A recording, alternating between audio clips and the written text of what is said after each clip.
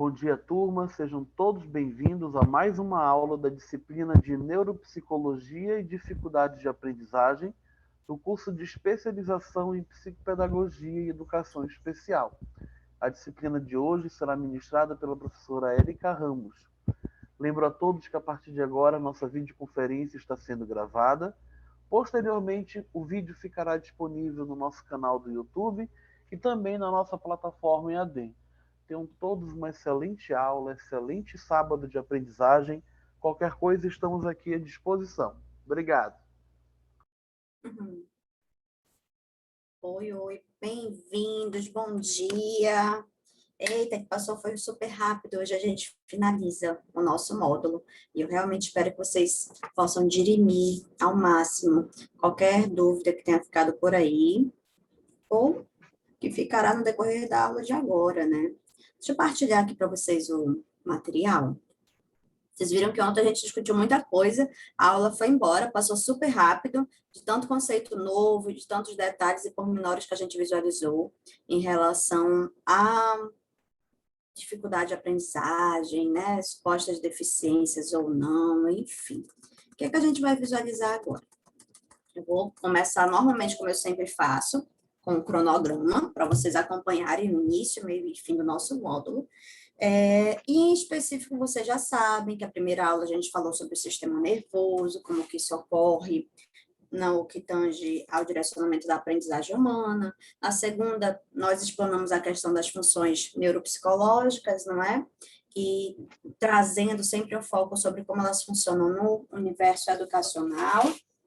Depois, na aula de ontem, nós trabalhamos o processo da aprendizagem, e eu já introduzi ontem o que a legislação brasileira fala sobre as crianças que apresentam uma linearidade atípica no ato de aprender. Então, nós conversamos sobre nossa legislação brasileira, o que é visto, quais são as categorias, quem são esses alunos que o MEC diz que tem dificuldade de aprendizagem, ou deficiências, ou altas habilidades, e eu apresentei para vocês ainda outras 3 categorias que não estão 100% inclusas explicitamente na nossa política, mas que cabe uma reflexão, cabe visualizar em que quadrante entrarão essas crianças que podem ser assistidas de uma forma específica, metodologicamente programada, mas que não são pessoas com deficiência e que sim apresentam algum baixo rendimento acadêmico, estudantil, por conta dos fatores do meio, né? Então, nós discutimos isso bastante, assim, de uma forma muito lúcida, prática, rápida, inclusive vocês perguntaram bastante. Hoje a gente finaliza, e aí o boom, assim, dessa aula, né, o carro-chefe já que vocês já visualizaram quais são as instâncias, quais são os tipos de necessidade especial, o que será que é, o que será que não é, o que entra, o que não entra, agora a gente vai pensar assim, tá, professora, já consegui discernir mais ou menos, então assim, o que que eu faço agora enquanto psicopedagogo, qual é o meu papel, o que cabe a mim fazer nesse cenário? E eu vou apresentar aqui para vocês a perspectiva da neuropsicologia e a perspectiva da psicopedagogia. Por isso que é muito importante vocês perguntarem ao máximo, gente. Vocês vão ter uma outra matéria, eu acho que sem ser, eu acho que faltam 12 componentes curriculares e aí ela chega até vocês, que é sobre avaliação, intervenções em educação. E lá, muito possivelmente, vocês vão ver as formas que o psicopedagogo pode intervir em casos de dificuldade, né, na escola, enfim. Mas, de qualquer forma, eu tenho de começar conversar com vocês sobre isso. Haja vista que nós estamos falando sobre dificuldade de aprendizagens e, enfim, o sistema nervoso está interligado a isso também, né? Pois bem, seguindo então, hoje nós traremos os conceitos e principais itens, como se consagra, como se organiza, como se caracteriza uma avaliação neuropsicológica e uma reabilitação. E como que o profissional da psicopedagogia age nesse universo, já que ele não é neuropsicólogo. Então, a gente vai estudar assim, um pouco desse papel. Pois bem, vamos lá. Vocês lembram que dentro dos materiais que eu solicitei que vocês lessem, vocês receberam por aí 3 apostilas, não é? Uma específica sobre o do Vitor da Fonseca, que ele fala sobre funções executivas, funções conativas, e aquela apostila é um máximo, assim, para a gente conseguir visualizar os conceitos centrais das funções que estão ou não possivelmente preservadas nos nossos alunos, aqueles alunos que a gente está tendo alguma desconfiança, sabe? Que não está dentro da linha do que a gente considera naturalizado no ambiente escolar. E aí, um outro material que eu solicitei a leitura de vocês é esse, que eu só tirei aí a foto da página inicial do capítulo. Ele está dentro do livro do Leandro Maloá Diniz. Leandro Maloá Diniz é um grande estudioso da área e ele move aí no território nacional muitos outros pesquisadores e eu super valorizo esse pessoal porque eles são daqui, né? Ele, o Vitor Haas e outros autores que têm estudado as neurociências no ambiente da educação aqui. Então, penso que é um pouco assim que tem lutado bastante para que a gente da educação consiga dar um outro norte para acolher esses alunos que têm alguma dificuldade no ato de aprender. Nesse sentido, o texto de hoje é a avaliação neuropsicológica na educação. Nós vamos estar inserindo aqui os outros conceitos que eu pedi para vocês lerem no decorrer desses dias também. E aí, esse texto é apresentado pelo Alisson Carvalho e pela Leonor, como vocês veem, são autores brasileiros, seríssimos, e aí vale a consulta, viu? Realmente vale a consulta. Então, tá, o que a gente pode visualizar aqui? Vocês lembram que ontem eu falei para vocês que nós tínhamos vários tipos de alunos, né, que apresentam dificuldade de aprendizagem, que apresentam problemas, que apresentam transtornos, e isso é meio complicado, assim, não é que vocês não saibam que eles constam aí no dia a dia, eles constam, o negócio é que chegam para vocês as queixas, e aí é dado assim para o professor ou para o pedagogo, olha, tá aqui o problema, toma, vocês são formadas na área, resolve aí, que eu não tenho mais como dar conta, vocês que são professores, vocês que têm de consertar a coisa toda. E aí é importante a gente saber que eu consigo identificar as queixas, eu consigo fazer a escuta ativa das queixas, mas eu tenho que saber o que eu vou fazer com esse monte de queixa, até que ponto é meu papel, até que ponto não é meu papel. Então, bom, é uma das maiores queixas de todos, os educadores, assim, nos congressos, eu participo muito dos congressos, né, nível nacional e internacional, quando a gente se reúne, assim, nos intervalos aí, tem educador de tudo que é canto do Brasil, ou do mundo, e aí a gente vai compartilhando, fulano, lá na tua região, assim, qual é o calcanhar de Aquiles, né? Então, é muito comum, assim, esse tipo de queixa em relação a como o corpo pedagógico, como o professor tem de lidar com as dificuldades ou transtornos ou deficiências dos alunos quando eles são diagnosticados. Porque, assim, quando a gente tem a desconfiança, é uma desconfiança, assim, mais ou menos, eu não sei ainda por onde recorrer, mas é uma desconfiança, eu não tenho certeza se ele tem algum problema. Quando o aluno foi laudado, está explicitado, então, assim, é uma responsabilidade maior ainda, porque com o laudo em mãos, eu tenho de agir de uma forma muito precisa, para eu não limitar o desenvolvimento do aluno. E aí, aí é que dá assim, a grande crise. Quando o professor recebe um laudo, alguns ficam nervosos, né? Ai, o que eu faço? Para onde eu vou? Como proceder? Enfim, então, é muito comum e os autores apresentam isso para a gente, que é uma das críticas, é um dos desesperos, é uma das agonias muito comuns que apresentam-se aí no cenário nacional, é a sensação de desqualificação do profissional para atender, para lidar com essa clientela que demanda alguma necessidade especial para ser atendida, para ser assistida. Pois bem, então, assim, num grosso modo, quais seriam as principais queixas, assim, que vocês escutam, seja em escola pública, seja em escola particular? Escutamos muito o seguinte: esse aluno aqui, esse menino, ele não vai para frente, ele não para quieto de jeito nenhum. Tem que mandar ele para o doutor, tem que mandar ele lá para a equipe pedagógica, tem que mandar ele lá para a equipe multidisciplinar, porque não damos conta do recado aqui, sozinho a gente não tem como proceder, porque esse menino é um terror aqui, não funciona, não fica quieto, não obedece, a gente já tentou de tudo. Então, a gente escuta bastante, bastante, bastante esse discurso que vem aí desse cenário da educação. Normalmente são os professores quando já estão no nível de estresse bem intensificado, porque realmente alguns dos alunos nesse aspecto, principalmente criança, que ainda não tem o autocontrole no que tange a cidadania, noção de higiene, essas coisas, principalmente criança, parece que o tratamento em paciência para esse professor multiplica-se 7 vezes mais, é a sensação que dá. Outra queixa muito comum, as mães, os pais, as avós, os cuidadores vão chegar para a gente e vão dizer assim, na escola lá disseram que o meu filho tinha um tal de um déficit de atenção, alguma coisa assim. E aí que eu ia ter que levá-lo ao neurologista. Mas eu fui pesquisar na internet antes, e aí ele tem umas características muito próximas disso aqui. Então, eu acho que essa Ritalina, esse tal de remédio, dá para resolver, porque vai ajudar. Então, a gente percebe também que os pais, às vezes, por não terem condição financeira, de terem de procurar os neuropediatras, etc., querem logo optar pelo remédio, porque é o caminho supostamente mais curto, né? Supostamente é o caminho mais próximo, mais rápido, mais eficaz.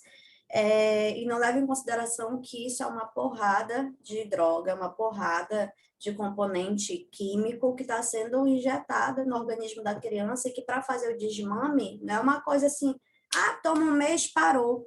O desmame demora um tempo, porque se retira-se de uma vez a medicação, a criança padece demais, altera o sono, altera o humor, o comportamento às vezes volta mais intensificado, porque vem com efeito rebote, que a gente chama, arrancou com tudo, né, o princípio ativo do remédio do organismo daquele indivíduo.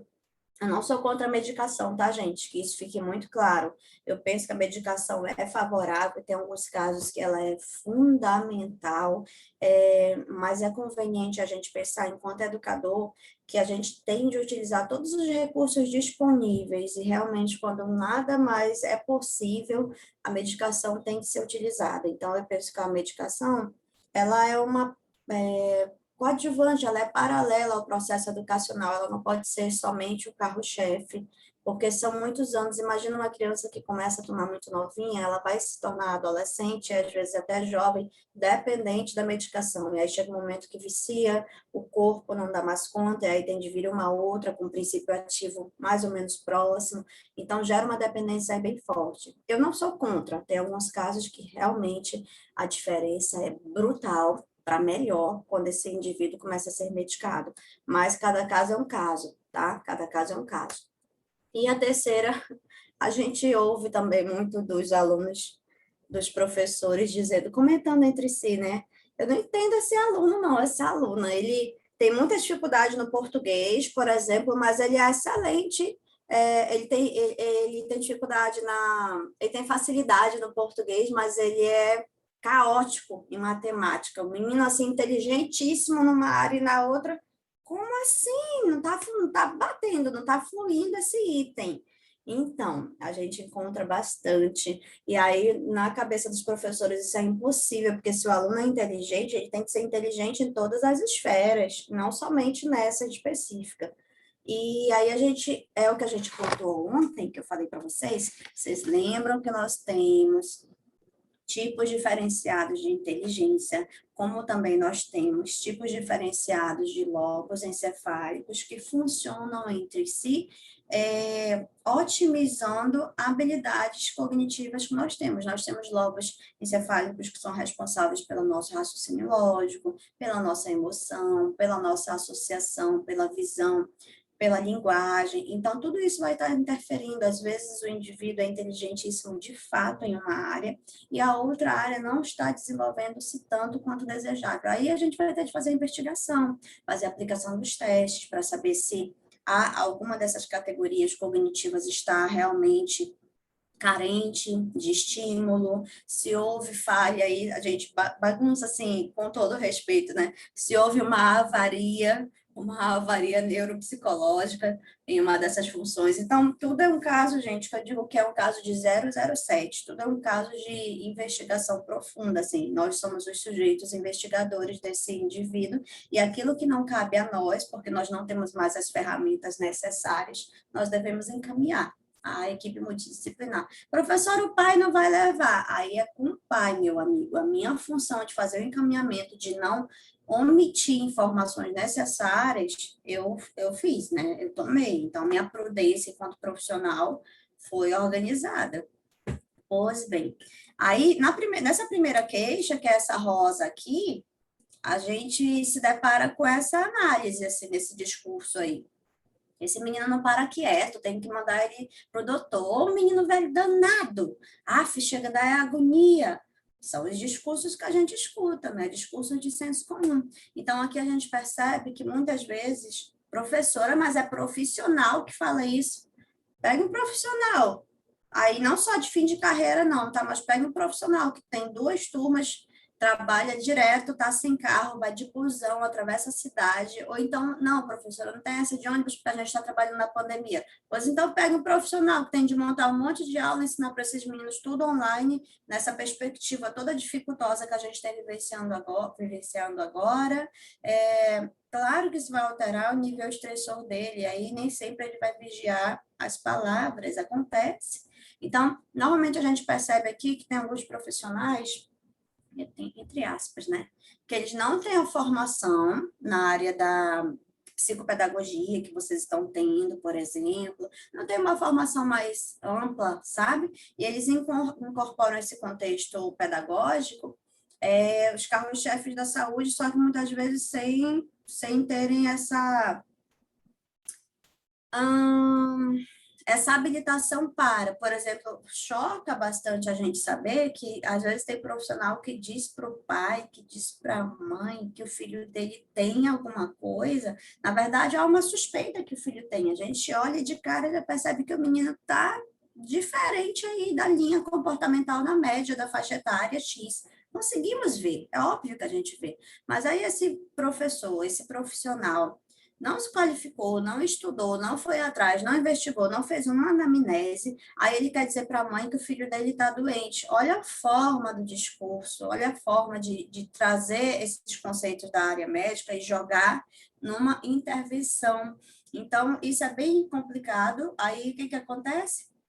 Ele fala de um modo nem sempre preparado para, as mães e os pais, por sua vez, também não estão tão preparados para receber, e aí a grande consequência já que o professor falou, e a medicina, entre aspas, é a ciência da verdade, tem que tacar remédio nesse menino, que é para ver se ele dá certo. E a gente chama isso de medicalização escolar. Medicalização, volto a dizer, não sou contra a utilização de drogas sintéticas para melhoria da aprendizagem, mas eu penso que nós temos muitos recursos para estimularmos os alunos neuropsicologicamente, psicopedagogicamente, tá? E aí a medicação entra como um complemento, não entra como salvadora da pátria. Então, nós percebemos que sim, tem muitos profissionais que estão bem aperreados e que pedem, pelo amor de Deus, para o pai levar esse indivíduo ao médico, que é para ele ser medicado. E tem outros profissionais, gente, que não estão aperreados, que se formaram em educação, não sabemos por quê, e estão aí, quando pegam o caso deles, infelizmente, o menino é só mais um para ele, e dá logo o medicamento, que é para ele deixar de ser danado aqui na minha turma, eu não aguento mais, você me faz um favor. Temos de tudo, tá? Temos de tudo aí no universo da educação. E eu espero que vocês se encaixem na primeira categoria. Vamos lá. Pois bem, acaba que isso daqui eu já trouxe também, eu vou passar, já discuti no outro slide, isso aqui também. Acaba aqui, pronto, eu falei para vocês desde o nosso primeiro dia de aula nesse termo neuroplasticidade. Fato é, se de fato está acontecendo um funcionamento esquisito, um funcionamento improdutivo nessa organização hierárquica, né, do sistema nervoso do aluno, para que ele aprenda. A gente verifica aqui que todo o processo de ensino-aprendizagem do aluno solicita que o ambiente seja bom, o afeto seja bom, a nutrição seja interessante, a quantidade de sono, de horas dormidas também, e que haja aí uma preservação dessa perspectiva orgânica, né, desse aluno. É um contexto, é um combo. Todos esses itens interferirão positivamente ou não no ato de um indivíduo aprender. Logo, na relação ensino-aprendizagem, que você, enquanto professor, está nessa cadeia enquanto carro-chefe no cenário da educação. Fato é, quando por algum motivo não estão dando conta desse cenário, o que acontece? Vai entrar a neuroplasticidade. Professora, a neuroplasticidade vai entrar na área da medicação? Assim, gente, a gente não tente confundir as coisas. Se uma área encefálica está lesionada e as áreas ao redor dessa área que está machucada são estimuladas e a criança não está tomando medicação, a gente está falando muito fortemente que esse indivíduo está sendo estimulado através da neuroplasticidade cerebral.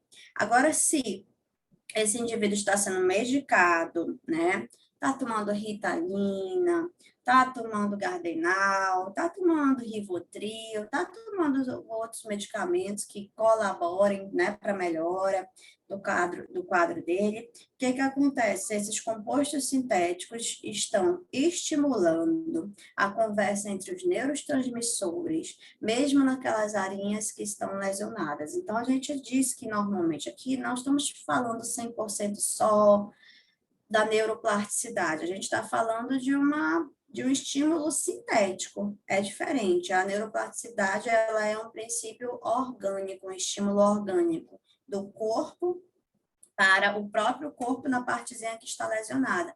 E o sintético não, é um estímulo externo, através de um componente químico, né, sintético, para aquele corpo que não está tendo uma linha de comunicação assertiva no que tange à conexão nervosa, aos neurônios, ao diálogo desse corpo com o meio e vice-versa no cenário da aprendizagem. Então, isso tem que ficar assim, meio esclarecido para a gente não confundir, tá bom? Pois bem, vamos lá. E aí nós visualizamos ontem, e os autores também apresentam para a gente, né, que todo e qualquer processo de transtorno relacionado à aprendizagem, transtorno é aquilo que é ruim, é esquisito, é problemático, é desgastante, não é? Então, todo e qualquer transtorno na área da aprendizagem, eles conflitam com a aquisição de habilidades escritas, linguísticas, de leitura, de raciocínio, nas inteligências todas que o Celso Antônio, como grande representante da teoria do Gartner, apresenta para a gente. Então, vocês sabem aí específico quais são as nossas áreas de inteligência, né? Lógico-espacial, sinestésica, linguística, na área da matemática, tem aí um leque de áreas em específico sobre as nossas inteligências. Então, quando há um transtorno específico no ato de aprender, uma dessas áreas ou mais sofrerá interferência retroativa. Então, o que a gente verifica?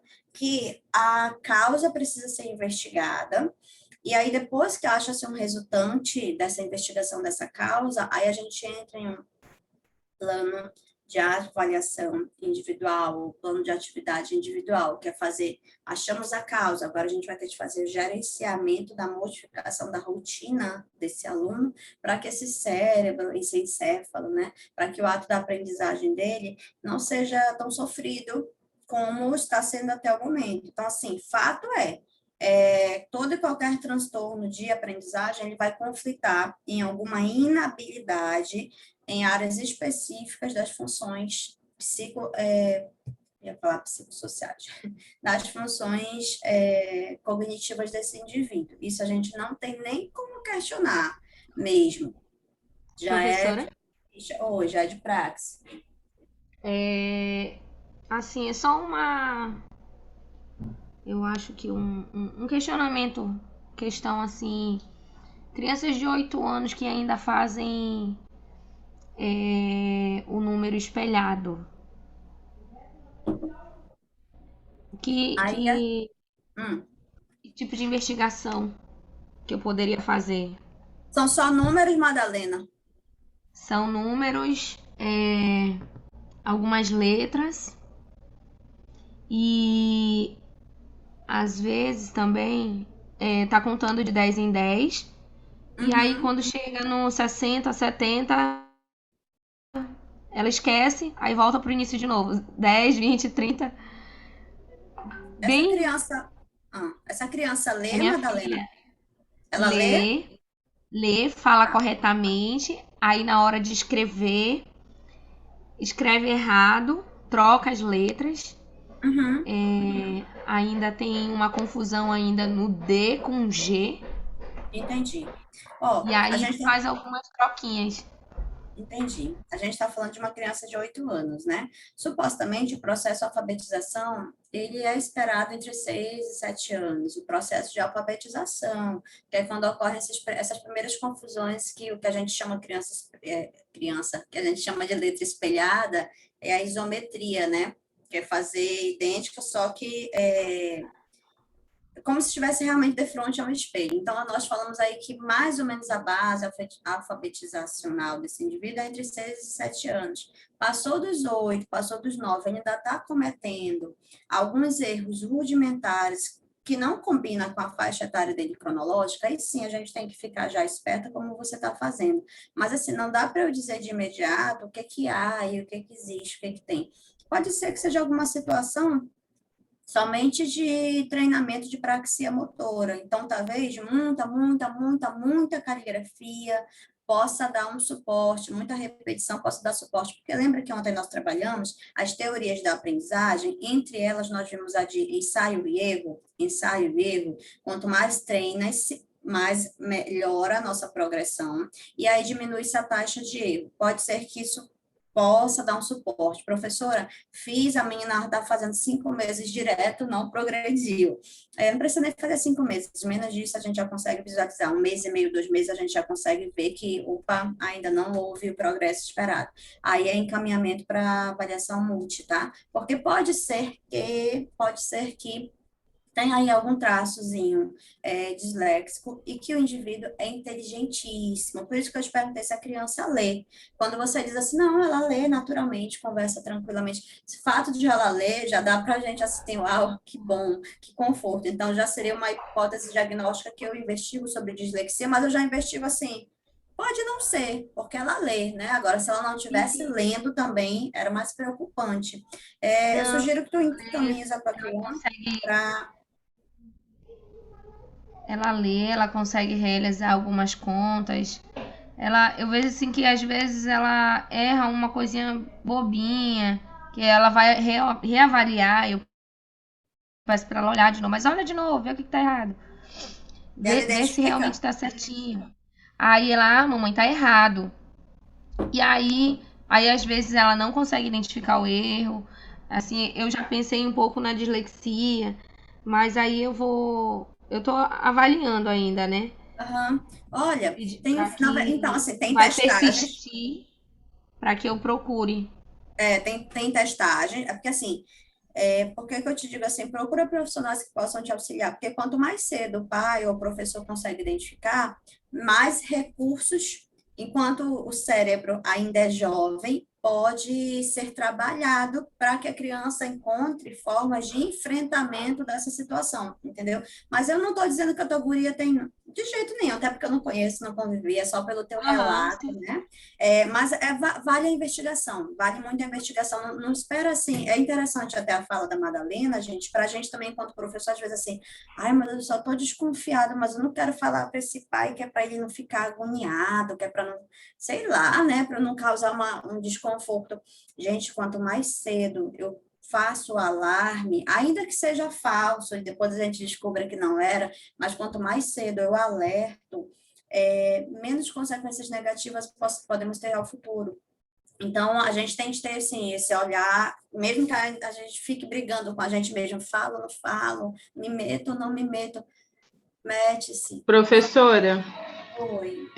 a gente tem que levar em consideração também o tempo, né, quando a gente decide investigar, o tempo que a gente leva para encontrar um profissional que realmente saiba o que está fazendo, né?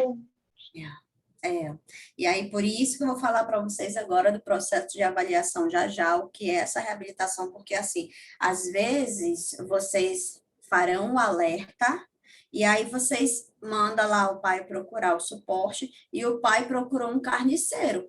Acontece, gente. Tem muita gente aí com certificadozinho de um curso até interessante, mas que o cara tá fazendo para ganhar dinheiro.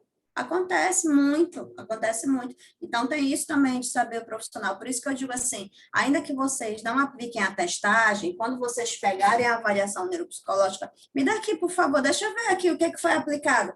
Ah, ele usou o teste tal, ah, ele fez a dinâmica X, porque ainda que eu não seja neuropsicólogo, ainda que eu não aplique o teste, cabe a mim ir lá no sitezinho do SATEPSI, que é um site que é acessível para todo mundo, ver se esse teste que o indivíduo usou é aplicável para a idade do indivíduo que eu indiquei, do meu filho, do meu aluno, e se o teste corresponde geralmente àquilo que eu desconfiei. Porque, vamos supor, você faz um encaminhamento, paizinho, mãezinho, olha, o seu filho está com muita dificuldade de memória, está acontecendo alguma coisa em casa, vocês estão estressados, ele está dormindo pouco, está se alimentando mal. Não está nada disso, ok. Mas ele está com alguma dificuldade de memória, eu tenho percebido aqui. Então, assim, leva a criança lá para avaliação, né? Se o pai for. Quando o pai vai, volta para você o resultado da avaliação. Nós temos acesso lá na avaliação ao que foi aplicado, viu? E aí cabe a gente investigar, deixa eu ver se a desconfiança era problema mnemônico, de memória, deixa eu ver se os testes que ele aplicou realmente foram. Aí, de repente, você pega um teste, nossa, esse teste que ele aplicou é para testar a habilidade social da criança. Ou seja, essa criança tem dificuldade ou não de relacionamento. Não foi isso que eu pedi teste na área da memória. E aí, entendem por que é bom a gente também conhecer, mesmo que vocês não tenham habilitação para aplicar o teste, mas vocês têm discernimento para investigar qual foi o teste e ir lá no site do SATEPSI verificar aquele teste serve para quê? Que é para saber também se esse profissional em que a criança foi encaminhada é sério. E porque, olha, eu já vi cada coisa, digo para vocês, e os pais pagam, porque os pais não têm dimensão, eles não conhecem da área, e muitas vezes vão ingênuo, né, nessa situação. É isso. Mas, além disso que vocês estão colocando, tem um outro fator também, tá, gente? A desenvoltura da escrita e da leitura é um processo inteiramente cansativo, único, e o aluno também tem seu tempo. O que eu estou querendo dizer para vocês é que, assim, tem crianças que elas vão aprender numa linha de naturalidade mais tranquilo, mas é um fator estressor muito, muito, muito grande. Eu comparo, assim, depois que todos nós passamos pelo processo de alfabetização, tanto que a gente está aqui, vocês sabem ler, sabem escrever, são professores, né? Então, assim, talvez você já não lembre mais do quanto foi desgastante isso para você lá no passado. O que lembra mais, assim, enquanto a gente é adulto, o que lembra mais como é tão estourado assim, esse processo. Não sei se algum de vocês já fez seleção de mestrado, ou se algum de vocês já estudou muito para um concurso público, ou se algum de vocês está tirando a carteira de motorista ou tirou recentemente. São processos que medem a nossa capacidade, né, cognitiva ou motora e que deixam a gente num processo de aflição muito grande. Eu trago esses exemplos porque são realidades de avaliação nossa enquanto adultos. São muito sérias, a gente tem de mostrar serviço, a gente tem de aprender e isso vai ser exposto no resultado final, ou numa aprovação de mestrado, ou na aprovação do concurso, ou na aprovação da sua carteira de habilitação. Ou vai ser escrachado ali o resultado da sua avaliação. E as crianças, elas estão sendo autoavaliadas diretamente, e isso gera uma carga de aflição enorme, que às vezes, como a gente já cresceu, a gente não lembra mais como foram lá com os anos, quando a gente tinha 6 aninhos, 7 aninhos, aprendendo. A gente lembra algumas lacunas até, mas não o processo inteiro. E hoje, enquanto adulto, quando você está aprendendo, estudando, se virando nessa outra etapa, chega pouco próximo em relação ao nível de aflição. Então, tem isso também, tá? Ah, professora, mas ela tem 8 anos, ela ainda não sabe. Não é que ela não tenha condição de aprender. Às vezes, ela está com um nível de aflição forte, porque está sendo pressionada, né, pelo pai, pela mãe, pela avó, pela professora em casa. Isso conta também bastante. Mas, assim, cada caso é um caso. Exige investigação. Não tem para onde correr. Exige investigação. E quanto mais cedo a gente puder encaminhar, melhor para a criança, para a mãe, para a gente, tá? Ainda que acontece assim, professora, eu encaminhei, não descobri, não foi nada, a senhora só me fez gastar dinheiro. O pai, às vezes, nem vai entender, mas você sabe que a intervenção profilática, ou seja, a antecipação, é a melhor coisa que a gente pode fazer. Então, durma aí com consciência tranquila, ainda que um ou outro pai fique chateado com você, porque ele se sente, gastou dinheiro, você fez o que era certo. Então, fecha a conta e passa a régua em relação a essa parte aí. Olha lá. Aí, professora, a senhora disse que tem todo um processo dos indivíduos que têm dificuldade de aprendizagem ou problema de aprendizagem. E ontem nós vimos a classificação, né, das crianças com dificuldade de aprendizagem, com deficiência, altas habilidades não, nesse momento não entra aqui. DAI, dificuldade de aprendizagem específica. A senhora disse, professora, que elas são inteligentes, que elas podem aprender, inclusive as pessoas com deficiência intelectual. Sim, são mesmo. Só que aí elas vão precisar, literalmente, serem assistidas quando a gente descobrir, enquanto professor, que qual é o formato que eu posso utilizar na atividade? Se antes eu mostrava para as crianças que o caminho era esse, olha, você tem aqui a pergunta, o caminho é esse, está aqui a resposta. Todas as outras crianças conseguem seguir esse percurso naturalmente, mas aqueles indivíduos com necessidade especial, essa linha reta, o encéfalo, o cérebro, o sistema nervoso dele não vai reconhecer. Então, às vezes, ele vai fazer uma volta assim, ó, para conseguir chegar aqui, mas ele chega, ele dá conta de chegar, ele só vai precisar ser estimulado para que o cérebro dele trace essa rota, às vezes por um caminho diferente, mas chega-se a resposta, chega-se a denominador comum. E aí é que tá, quanto mais cedo a gente consegue descobrir se há ou não um laudo, um diagnóstico, mais fácil fica para a gente conseguir estimular o aluno a fazer essa compensação, esse caminho compensatório, mas que é um direito dele. Eu não posso obrigá-lo, não. Você quer dizer que é doentinho, quer dizer que tem uma dificuldade de aprender, não estou nem aí, não, vai ter que se organizar. A professora falou lá em aprendizagem comportamental, condicionada, eu vou condicionar você a aprender por esse caminho. Todo mundo aprende. É injusto, gente. É muito injusto com a qualidade desse indivíduo, porque organicamente, neurobiologicamente falando, ele tem uma composição diferenciada. Então, eu não estou sendo um docente dando a ele a equidade de avaliação que ele tem direito pela lei, a legislação brasileira outorga isso. Então, cabe aí também um pouquinho da flexibilização dos nossos lados. Eu não estou dizendo para vocês que é fácil, não, tá? Porque não é, não. Você faz uma estratégia, não deu certo, monta outra estratégia, não deu certo. Às vezes, na 7ª estratégia que você montou, já meio desesperançado, já meio, não sei mais o que eu faço, deu certo. E aí a gente consegue achar rotas diferenciadas para que aquele cérebro dele consiga articular as informações. É mais ou menos por aí. Tá, aí, ó. Aí, eu falei sobre as crianças ontem no risco educacional, né? Que a gente tem aquelas crianças que ela não tem problema encefálico, neuronal, nada, dificuldade, mas que as situações de risco educacional, as pobrezas absolutas, também vão pedir para que a gente adapte um plano de intervenção para eles. Mas isso eu discuti ontem. Aqui para mim, que vai começar a nossa história. Olha só. Depois de tudo isso que a gente visualizou, existe dentro da área das neurociências e da neuropsicologia uma área chamada avaliação neuropsicológica. Aí talvez aqui as dúvidas que vocês estão trazendo, professora, a minha garotinha tem 8 anos, eu levo ou não levo? Está muito cedo, eu acho, vou tirar as dúvidas mais em casa primeiro. Professora, mas eu já vi um monte de aluno também com essa característica, assim, nesses meus anos de praia, né, de experiência, eu levo ou não levo? Olha, quanto mais cedo a gente puder usufruir dos benefícios da avaliação neuropsicológica, melhor, é claro. O problema é que, infelizmente, o nosso Estado ainda não evoluiu ao ponto de oferecer esse tipo de serviço gratuitamente. Então, eu entendo que financeiramente nem sempre é acessível, tá, gente? Mas não custa nada você fazer o encaminhamento. Ah, professora, mas eu sou pedagogo, eu posso fazer o encaminhamento, agora eu sou psicopedagogo. Posso fazer? Deve.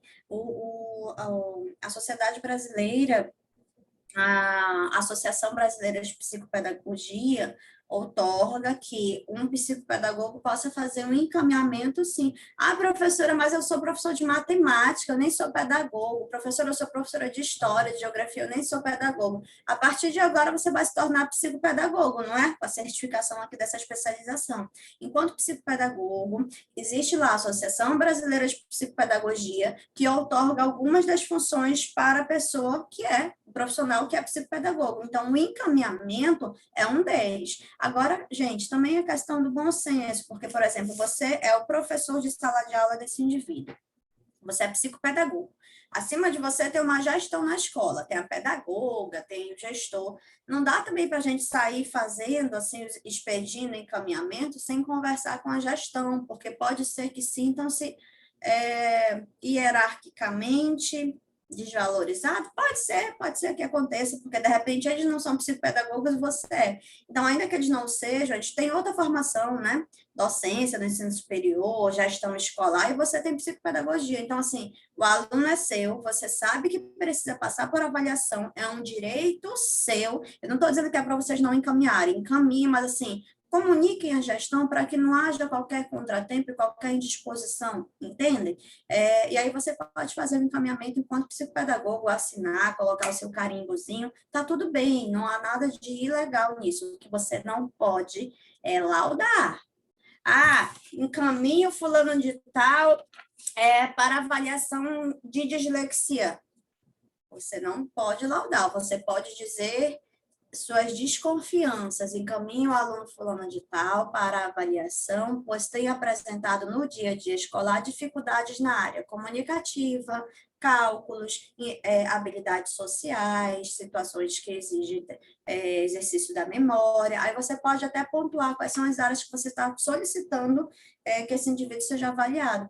E eu posso desconfiar dentro de mim. Eu estou desconfiando que esse menino aqui, sei não, eu acho que ele tem TEA, que é transtorno de espectro autista, que a professora Penélope falou lá na aula, mas eu não vou colocar aqui não, tá, gente? Porque eu não vou laudar. Eu posso dizer assim, encaminho um aluno para avaliação neuropsicológica ou avaliação multidisciplinar, com traços, o mesmo apresenta traços da patologia autista, né, o TEA, aí, entre aspas, inferência ou hipótese, você está dizendo que você está desconfiado, mas que você não é médico para laudar nada nem ninguém.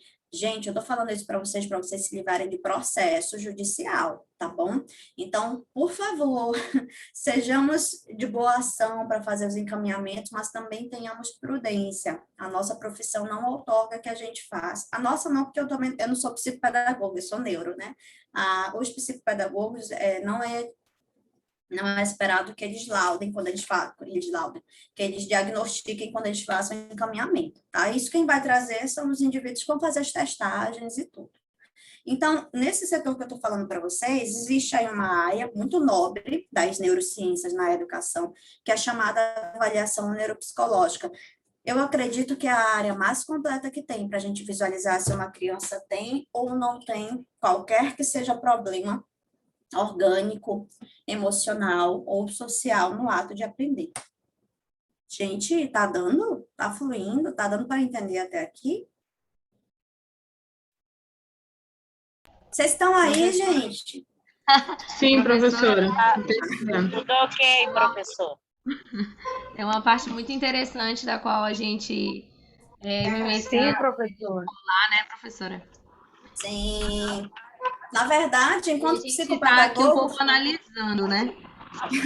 Na verdade, enquanto psicopedagogos, essa daqui, gente, eu não estou jogando praga, não, tá? Mas enquanto psicopedagogos, essa aqui é a intervenção mais difícil que tem. É fazer o encaminhamento para avaliação e fazer depois que a gente pega o resultado, é fazer o plano de atendimento individual que você vai ter de focar no prognóstico. Aí, isso, para vocês que não sentem-se ainda confortáveis, professora, eu já aprendi na pós, mas, assim, é o primeiro caso que eu vou pegar para fazer certinho. Eu sempre fiz na desconfiança, eu tenho receio. Aí, gente, procure um serviço de consultoria para você. Ainda que você possa pagar só naquele primeiro caso, para ele lhe ensinar a fazer a base, Não deixe de fazer, não, porque é muito sério. É muito sério. É muito sério mesmo, assim. Vocês podem alimentar ou destruir um sonho aí. Oi, meu bem? É uma situação muito delicada, porque a gente tem que escrever, né, sobre a observação de uma criança, na qual às vezes é até um pouco super protegida pela família. E para chegar num ponto que a gente precisa escrever, relatar, né? E mesmo que em relatório, dizer que aquela criança não tem uma comunicação dentro da dita normalidade, né? Aí o pai já fica, não, mas não é assim. E aí fica, ou quando acha que também não, a criança não tem nada, é normal, não tem nada. E aí fica chateado com a escola, com a professora, e já fica até um pouco... Até mesmo com as crianças que são um pouco imperativas, né? A gente tem uma grande dificuldade de dizer, meu filho não faz isso em casa. Mas na escola faz. Às vezes o comportamento que tem em casa não é o mesmo que tem na escola. Exato. E aí os pais acabam que não conhecem um pouco da realidade. Eu, como trabalho em escola integral, as crianças passam muito mais tempo com a gente, com os professores, do que de ter em casa. E aí não tem esse tempo de mostrar tais comportamentos em casa do que na escola. Sem contar, Madalena, sem contar que tudo isso que a Madalena está falando, tem um outro agravante aí que, além de as crianças passarem muito tempo na escola, e de que vocês da educação têm muitos anos de experiência de observação, gente, vocês são professores de sala de aula há não sei quantos anos, vocês batem o olho, 2, 3 semanas de aula, vocês já conseguem bater o olho e visualizar quais são possivelmente os comportamentos que estão atípicos. É natural, não é nem que a gente esteja... A gente não está maldando, é porque são muitos anos de experiência. Então, o que acontece? Para você, aquele aluno é mais um entre tantos que você já comparou no grau de dito normalidade. Mas os pais, aquele filho é único. Ainda que ele tenha irmãozinhos, mas para aquele pai, aquele filho tem um lugar único. Para o avô, né? Essa criança pode ser mimada ou pode até não ser mimada, mas assim, o olhar da família é configurado como um olhar 100% inflamado em afetividade. Então, às vezes, o pai não vai conseguir discernir. E ainda ele até tem uma leve desconfiança, porque ele compara aquele indivíduo com o desenvolvimento dos irmãos. Ele começa a visualizar que tem alguma coisa que talvez não esteja muito certa. Mas é duro para ele reconhecer, porque ele está num processo de negação, são várias fases. Tem a fase da negação, aí quando, enfim, ele reconhece, quando recebe um laudo ou alguma coisa, aí entra-se no processo de luto, que é a perda do filho, entre aspas, são saudável, entre aspas, tá? Que era normal, para passar a ser uma pessoa que vai ter de utilizar medicação, para passar a ser uma pessoa que vai ter de fazer fono, para passar a ser um indivíduo que vai precisar de reabilitação neuropsicológica. Então, isso é muito duro, por isso que os pais, às vezes, têm uma resistência do caramba para receber o que você vai falar. E é o que eu estou sempre dizendo, se o pai vai aceitar ou não, claro, vai depender de todas as minhas estratégias do corpo pedagógico da escola, como nós faremos essa abordagem, porque é uma acolhida, eles precisam de uma acolhida, ainda aqueles pais mais agressivos, porque tem pai, gente, só falta você mandar você tomar lá longe. A gente sabe disso. E aí, mas é um momento que, ainda que esse pai seja agressivo, é um momento que tem que ser feita uma acolhida quando você vai dar esse recado, né, sobre a necessidade desse indivíduo ser encaminhado. Tem microfones ligados, mais alguém quer falar ou perguntar? Não? Então tá, seguimos. Eu falava sobre professora, o meu filho de 6 anos que é autista, eu comecei a investigar orientada pela professora dele, que me disse que ele tinha alguma coisa diferente, que era para eu investigar. Eu comecei a investigar, ele tinha 4 anos. Mas eu entendo que para o professor é uma situação muito complicada ainda, né? Falar com os pais. porque eu aceitei de uma forma tranquila e fui investigar. Mas o meu marido não, meu marido foi muito resistente. Então, se eu fosse tão resistente quanto o meu marido, talvez a família teria arrumado algum problema com a professora e com a escola, né? Então, tem que ter muito jeito para falar, porque eu acho que se a gente não falar também, a gente vai estar sendo omisso, né, com a criança, com a situação, mas entender como esses pais também vão receber, né, essa pontuação, né, para ir atrás para investigar também é um pouco complicada, porque a grande maioria não recebe de forma positiva, né? Sim, por isso que Sheila, obrigada pela tua exposição, obrigada mesmo. Eu adoro quando vocês trazem esses casos, ainda mais quando a pessoa que mexe aí com a tua estrutura emocional, né? Enfim. É Nesse verdade. caso, por exemplo, a Sheila teve a maturidade para receber, gente, mas é o que eu estou falando, tem pai que é muito agressivo, tem pai que vai te mandar tomar lá longe, porque ele não aceita que fale mal do filho dele. E aí, ele tendo grau de estudo superior ou não, tá? Temperamentos vão ser diferenciados em qualquer que seja a sua clientela, rico ou pobre. Fato é, por isso que eu estou falando. Nós precisamos fazer a acolhida. Gente, eu queria que desligasse o microfone se não for para falar coisa da aula, porque está atrapalhando. Não consigo ver aqui quem é, mas assim, está interferindo bastante. É o da Lucilene, professora. Dá um cutucão aí na Lu, por favor. Lu, fecha o microfone, mulher. Aí, olha lá, falando sobre essa questão Mandei mensagem no Zap, professora, mas ainda não visualizei. Ai, professora, desculpa. Lucilene Malanco, sinceramente, mulher, olha, chateada agora. Corte aqui agora. Ai, professora, desculpa. É porque eu ia falar, mas aí a Madalena falou, aí tá ok, tá tudo certo. Tá Vixe, bom? a gente já Obrigada. desfez aqui a amizade, a gente já desfez aqui a amizade. Não, amor, fica tranquila. Eu digo assim, vocês podem sempre falar sobre a aula, só que quando é assunto atípico, Fala de interfere novo, muito, tá? E o que tu ias falar?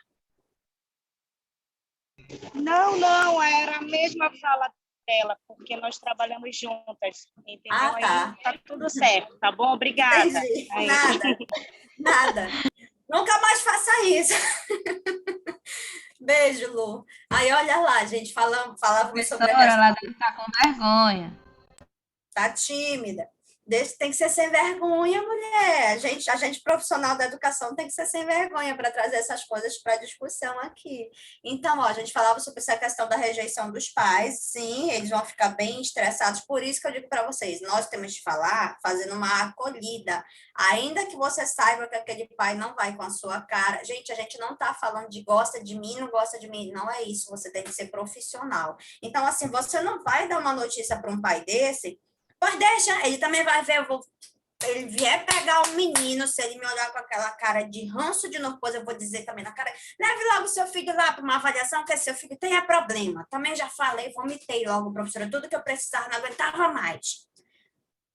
Engula aí um pouco do seu estresse também, porque você é profissional da educação e esse pai nem sempre é. Então, assim, ainda que você saiba que há alguma indisposição, existe um preparo para você dar, gente, uma notícia dessa. Porque para você é só mais um encaminhamento. Para o pai, é uma situação como se estivesse batendo martelo que o filho dele não presta para alguma coisa. É muito duro. E aí alguns vão ficar estressadíssimos e vão mudar o filho de escola e vão dizer que vocês são tudo incompetentes. Outros vão ficar resistentes, mas depois vão refletir e vão dizer, beleza, eu vou lá fazer o que esse povo chato quer. E outros vão aceitar. Então, assim, são personalidades, são temperamentos diferentes. Fato é, isso não dá para ser dito, assim, numa hora do recreio, no meio do povão, na frente de outros pais. Existe a sua equipe pedagógica na escola? Existe uma sala para orientação de pais? Se existe, a gente vai utilizar. Professora, não existe. Eu trabalho no centro de convivência, num complexo de educação, lá na cabeça do cachorro, lá no bodozal, lá na... Ixi, só não tem nem noção como é que eu dou minhas aulas. Faça um ambiente para que você consiga ter uma privacidade com esse professor e com esse pai, e preferencialmente eu sempre dou o conselho de que você, se há alguma resistência desse pai para com você, não faça só, tá? Chame alguma pessoa como testemunha, chame a pedagoga ou o pedagogo da escola, se não for você, chame uma outra pessoa que esse pai tenha mais afinidade, porque você precisa de testemunha. eu estou cantando as pedras para vocês não entrarem em maus lençóis. Então, assim, faça isso na privacidade e com uma outra pessoa com testemunha, porque a gente não sabe qual é a reação que vai vir. Pode vir muito choro, pode vir muita raiva, pode vir cara de paisagem, e o mínimo que esse pai precisa quando receber o seu encaminhamento ou a sua desconfiança de que o filho dele pode ter algum problema é de privacidade. Então, isso você não pode tirar dele, ainda que vocês tenham um santo que não batam muito um com o outro. Porque, gente, sejamos justos. Nós somos seres humanos antes de sermos formados em, né, curso superior. Então, tem ser humano que você olha, que você gosta pra caramba, e tem uns que vão chegar com você, que você atura, você tolera. Pai de aluno é a mesma coisa. Tem uns que você tem vontade, quero até trocar o WhatsApp para ele ser meu amigo, para a gente se encontrar aí num banho da vida, numa bebida, me convidou para ir para a festa da criança, bacana. E tem uns que vocês não vão se tolerar, é natural, somos seres humanos. E tá tudo bem, vida que segue, né? Desde que isso não interfira na forma como você vai fazer o encaminhamento, o direcionamento psicopedagógico, ok, sejamos maduros para, tá bom? Então, eu falava sobre avaliação neuropsicológica. Qual é o bendito objetivo? Professora, essa avaliação aí, ela presta para quê? Ela presta porque ela tem esses objetivos aí. Ela tem o interesse em identificar esses 12 itens aí. Isso quem traz para a gente é Alisson Carvalho, na apostila que eu estou trabalhando com vocês, mas temos vários outros materiais que vocês podem procurar. Por exemplo, vocês podem procurar os livros do Vitor Reis, vocês podem procurar textos do Leandro Maluá Diniz, vocês podem procurar texto da Vivian Andrade, todos são materiais de neuropsicologia que falam também sobre a avaliação neuropsicológica, tá bom? Ah, professor, mas eu não sou neuropsicólogo. Mas você vai fazer um encaminhamento e acaba que vai passar por esses testes neuropsicológicos. Então, é importante você entender o que são, assim, mais ou menos, que existe essa área, tá bom? Então, olha, a gente tem, quando a criança é encaminhada, você está com alguma desconfiança, que ela está dando tilt em alguma área ou mais, aí a gente tem que encaminhar para um profissional e ele vai utilizar uma dessas 12 áreas aí, ó. Ou vai tentar identificar mais áreas, assim, só se ele for um profissional inteiramente competente, ele vai ver assim, tá, a professora lá da escola X, o psicopedagogo encaminhou esse aluno com uma dificuldade de memória. Beleza, eu vou fazer a aplicação da testagem para memória, mas, além da memória, eu também vou investigar a questão da linguagem, da atenção, porque, às vezes, a memória dele está comprometida, pode estar, mas é porque há alguma falha no processamento linguístico. Então, se ele for um profissional, assim, do caramba, melhor, mais experiente, ele vai fazer interligação de testagens de áreas próximas para conseguir tirar a dúvida 100%. E aí, isso para a gente é melhor. Bem melhor. E é o que a gente fala de combo, é não investigar somente uma única áreazinha que está sendo desconfiada. Se a gente puder pegar as áreas ao redor, melhor, porque aí nosso prognóstico sobre esse aluno pode ser melhorado quando o diagnóstico dele sair, tá? Eu estou usando esses termos com vocês, diagnóstico e prognóstico, só para ficar claro. Diagnóstico é quando eu consigo saber que patologia é. Prognóstico é quando eu já sei a patologia e eu tenho que descobrir qual a qualidade de vida que esse indivíduo pode ter, mesmo com aquela doencinha ali, com aquele transtorno, com aquela situação ali. Então, o professor, nós da educação, nós vamos entrar muito fortemente nessa área do prognóstico. Eu não posso diagnosticar, já entendi. Não posso. Mas o prognóstico, quando o diagnóstico for devolvido para a escola, o prognóstico, quem entra na área da reabilitação escolar sou eu. Então, estou sempre falando muito essa questão, prognóstico, é porque nós temos um papel fundamental nessa etapa, tá? Ok. Então, essas funções aí, a linguagem, memória, praxia, raciocínio lógico, habilidade motora. Oitavo, habilidade de leitura e escrita, Madalena aí que perguntou, comportamento motor, cognição social, emoções, etc. Todas essas são etapas que elas são verificadas num processo de avaliação neuropsicológica, tá? Então, só para vocês verem assim, que ela é muito organizada, ela é uma área bem rica. Aí, professora, e por que tem que fazer um monte de encaminhamento? Porque são áreas distintas, são áreas diferenciadas mesmo. Professora, Oi. só um minuto. Eu não consegui enxergar o 12 do slide anterior. O 12 é o quê? Habilidades sociais. Obrigada. Tá bom? Ainda que eu tenha colocado aqui nos pontos, vocês têm eles todos especificados no texto, tá bom? Então, para o momento de uma leitura mais calma, vocês vão conseguir visualizar lá também, tá bom? Eu sei que hoje a nossa, assim, normalmente a aula é mais rápida, né? Mas todo esse material tá no texto de vocês também, nem se preocupem. E aí, professor, e por que que essa avaliação, ela tem que ir para um monte de gente? Não tem dinheiro não, a gente, para ficar mandando assim para um monte de gente. Eu entendo, gente, financeiramente é apertado mesmo para todo mundo, mas para quanto mais área de investigação esse indivíduo conseguir ser encaminhado, mais preciso nós teremos um diagnóstico que vai ser até uma libertação para ele, sabe?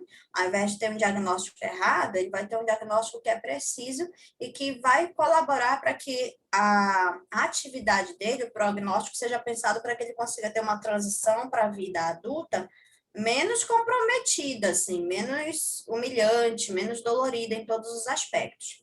Então, o neurologista, nesse sentido, ele vai ver, obviamente, o comprometimento que esse indivíduo tem na área neuropsicológica, né, neurológica como um todo. O psiquiatra vai ver se esse indivíduo tem algum transtorno mental. Nossa, professora, mas tem na infância e na adolescência? Tem.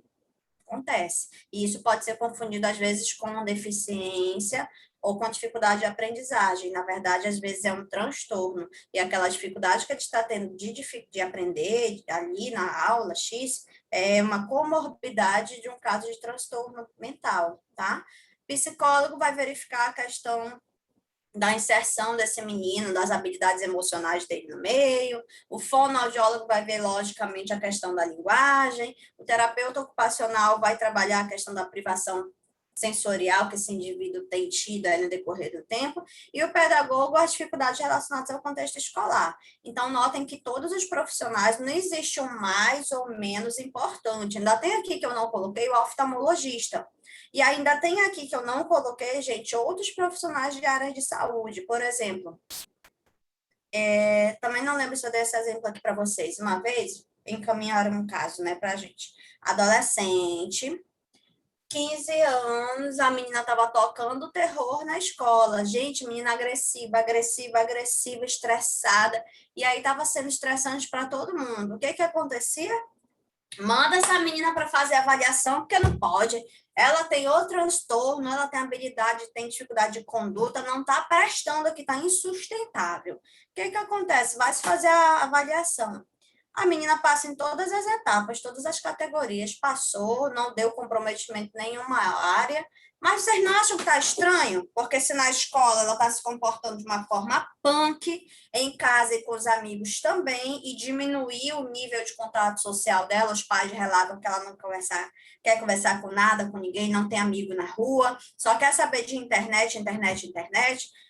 Bicho, alguma coisa está aqui errônea. O que que acontece? Se em todas as testagens ela não apresentou comprometimento, o que que acontece numa investigação mais profunda? Sabe o que que descobriu-se? Essa menina, gente, não tinha nenhuma dessas áreas comprometidas. Sabe qual era o caso?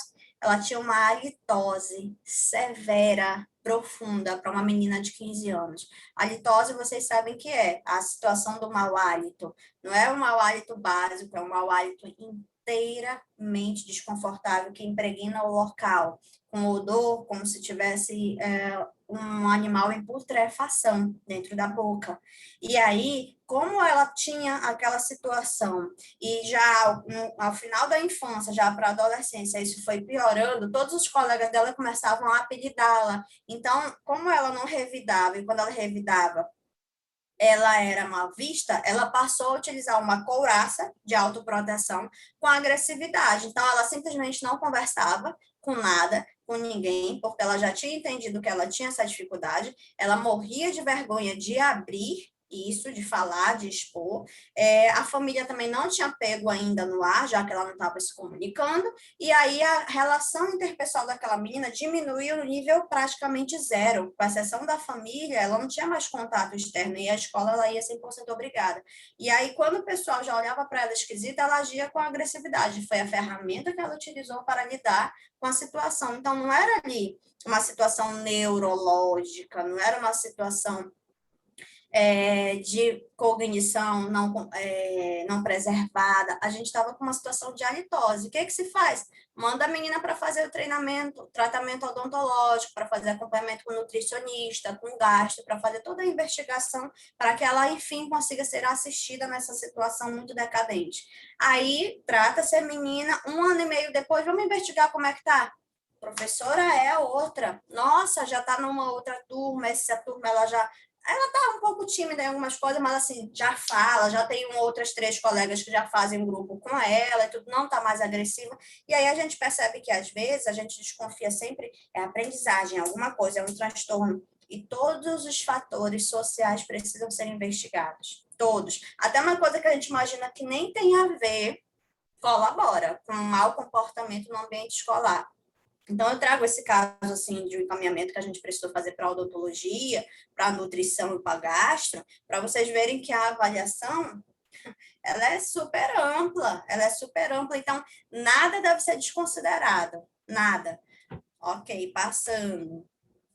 Aí, o que acontece? A gente entende que depois que esse indivíduo passa por um processo de avaliação, e avaliei, professor, e agora? Intervenção. Toda avaliação solicita um processo de intervenção neuropsicológico para que esses indivíduos sejam assistidos. É igual assim, professora, eu estava com um problema nas minhas articulações, nas minhas costas, estava horrível, eu não consigo mais dirigir, não consigo sentar numa posição para dormir, está um inferno minha vida, vou ao ortopedista, aí vai lá, faz a avaliação, faz um monte de exame de imagem, faz não sei o que, faz uma porrada de coisa, chega a ser o diagnóstico, aí você tem tantas hérnias, tantas protusões, tantas não sei o que, se recomende a Deus, né? Aí pega lá o diagnóstico triste. Quando você sai com aquele diagnóstico, alguma coisa precisa ser feita para você sair da crise da dor, não é verdade? Senão, como é que você vai viver? Tem-se, então, um diagnóstico, tem-se a avaliação, você passa por um processo de intervenção, que isso vai ser possivelmente remédio para desinflamar, possivelmente quando você conseguir as sessões de fisioterapia, RPG, pilates, enfim, é a sua intervenção para melhorar. Vai curar? Não sei dizer se vai curar, gente, mas aí você precisa daquela intervenção para você ter uma qualidade de vida acessível. A mesma coisa na educação. Aí o psicopedagogo pensa assim, professora, eu já encaminhei, já veio lá o diagnóstico, a parte mais difícil, o pai que pague um tratamento aí particular para o menino, não é minha obrigação, não. Depois que chega para a gente o diagnóstico, aí a gente, mesmo da escola pública, tá, gente? Esse menino, legalmente falando, pela nossa legislação, tem o direito de ser assistido conforme a comorbidade do caso dele, do diagnóstico. Então, ainda que você seja muito sobrecarregado, porque eu sei que o profissional da educação básica brasileira é inteiramente sugado, ainda que vocês sejam sobrecarregados, só avisando, se há um aluno que foi diagnosticado pela lei, ele tem o direito de ter uma intervenção individual só para ele, tá? Avaliação diferenciada ou acompanhamento diferenciado, dependendo do caso, pode até ter um acompanhante, sala de aula. Professora, isso que a senhora está falando aí, tadinha, tá sonhando. A senhora mora na Ponta Negra, né? Porque o pessoal aqui da Zona Leste não tem esse negócio, não. Nunca, professora, isso é fora da realidade. Estou falando para vocês o que a nossa legislação preconiza. Claro que a nossa realidade deixa muito a desejar, né? Para começar, nem diagnóstico esses meninos trazem, porque nem levar para avaliação os pais levam, já começa por aí, né? Mas se acontecer de chegar para vocês o laudo com diagnóstico, perante a lei, escola pública ou escola particular, esse aluno tem um respaldo legal para ser assistido na condição dele.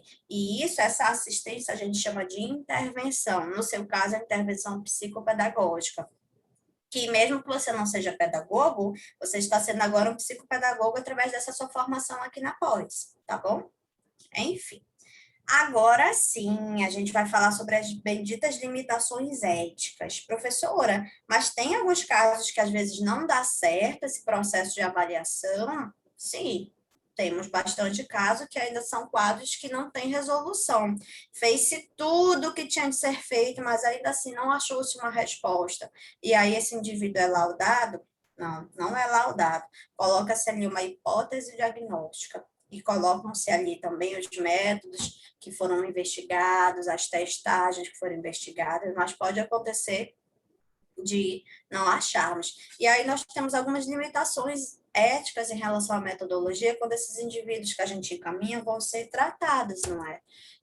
A avaliação ela tem que ser um processo ético, então, assim, ela consiste em 3 etapas. Quando vocês encaminham esses indivíduos para lá, para a atividade, aí cabe a vocês verificarem. Por isso que eu digo, vai chegar para vocês lá o papel, aí vai chegar o relatório, ou laudo, ou parecer, tem lá todas as etapas. Foi feita anamnese, foi feita entrevista, foi feita conversa com os pais, conversa com o aluno, foi aplicada a testagem X, Y, Z. Se eu tenho desconfiança desse caso aqui, essas testagens são melhores, para o caso, será que ele fez certinho? Ai, professora, mas é uma equipe multidisciplinar, eu vou questionar. Vai sim, porque você é psicopedagogo, você está estudando para isso. Até porque tem muito profissional carniceiro no mercado, mas também tem muito profissional muito sério, tá? Até porque a gente vai ver, eu adoro mandar para esse profissional, porque todos os testes que ele manda realmente são atualizados, toda arrumada o documento que ele manda aqui para a escola, eu adoro mandar para ele. Aí você já também tem um nível de confiança, tá? Então, aí você tende a verificar se esse item 1 das 3 etapas está constando, o item 2 também, integração e descrição dos scores, isso tem a ver com a testagem que foi aplicada. Deixa eu ligar aqui, só um instantinho, por favor, tá?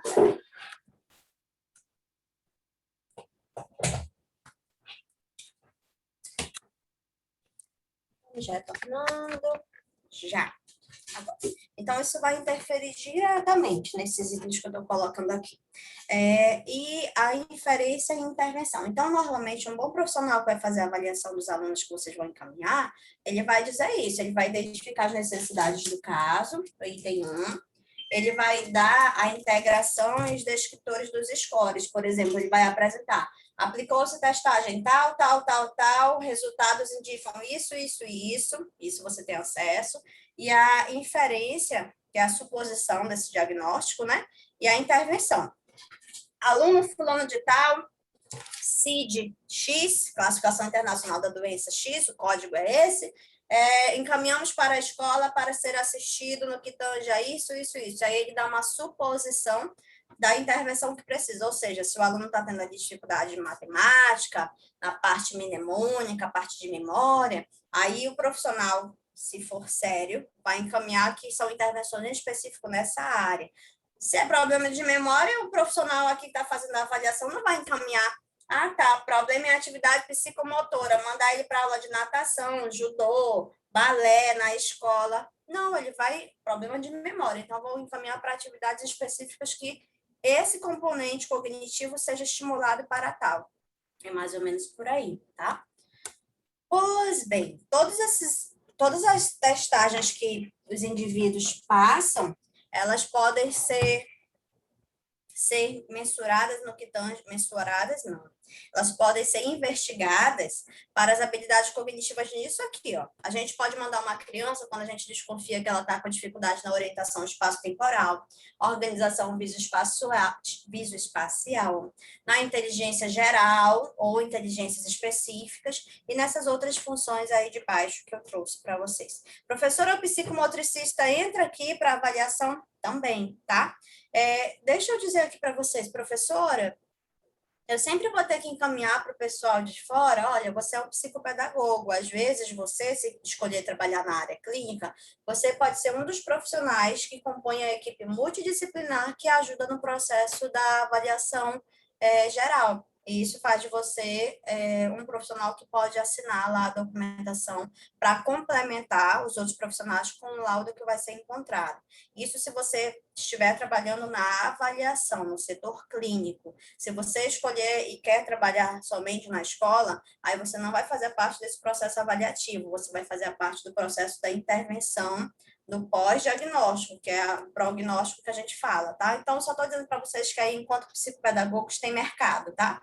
Tem mercado para a área da avaliação, para ajudar na aplicação de testagens, para a gente conseguir chegar no laudo próximo, junto com os outros profissionais, não sozinhos, junto com os outros profissionais.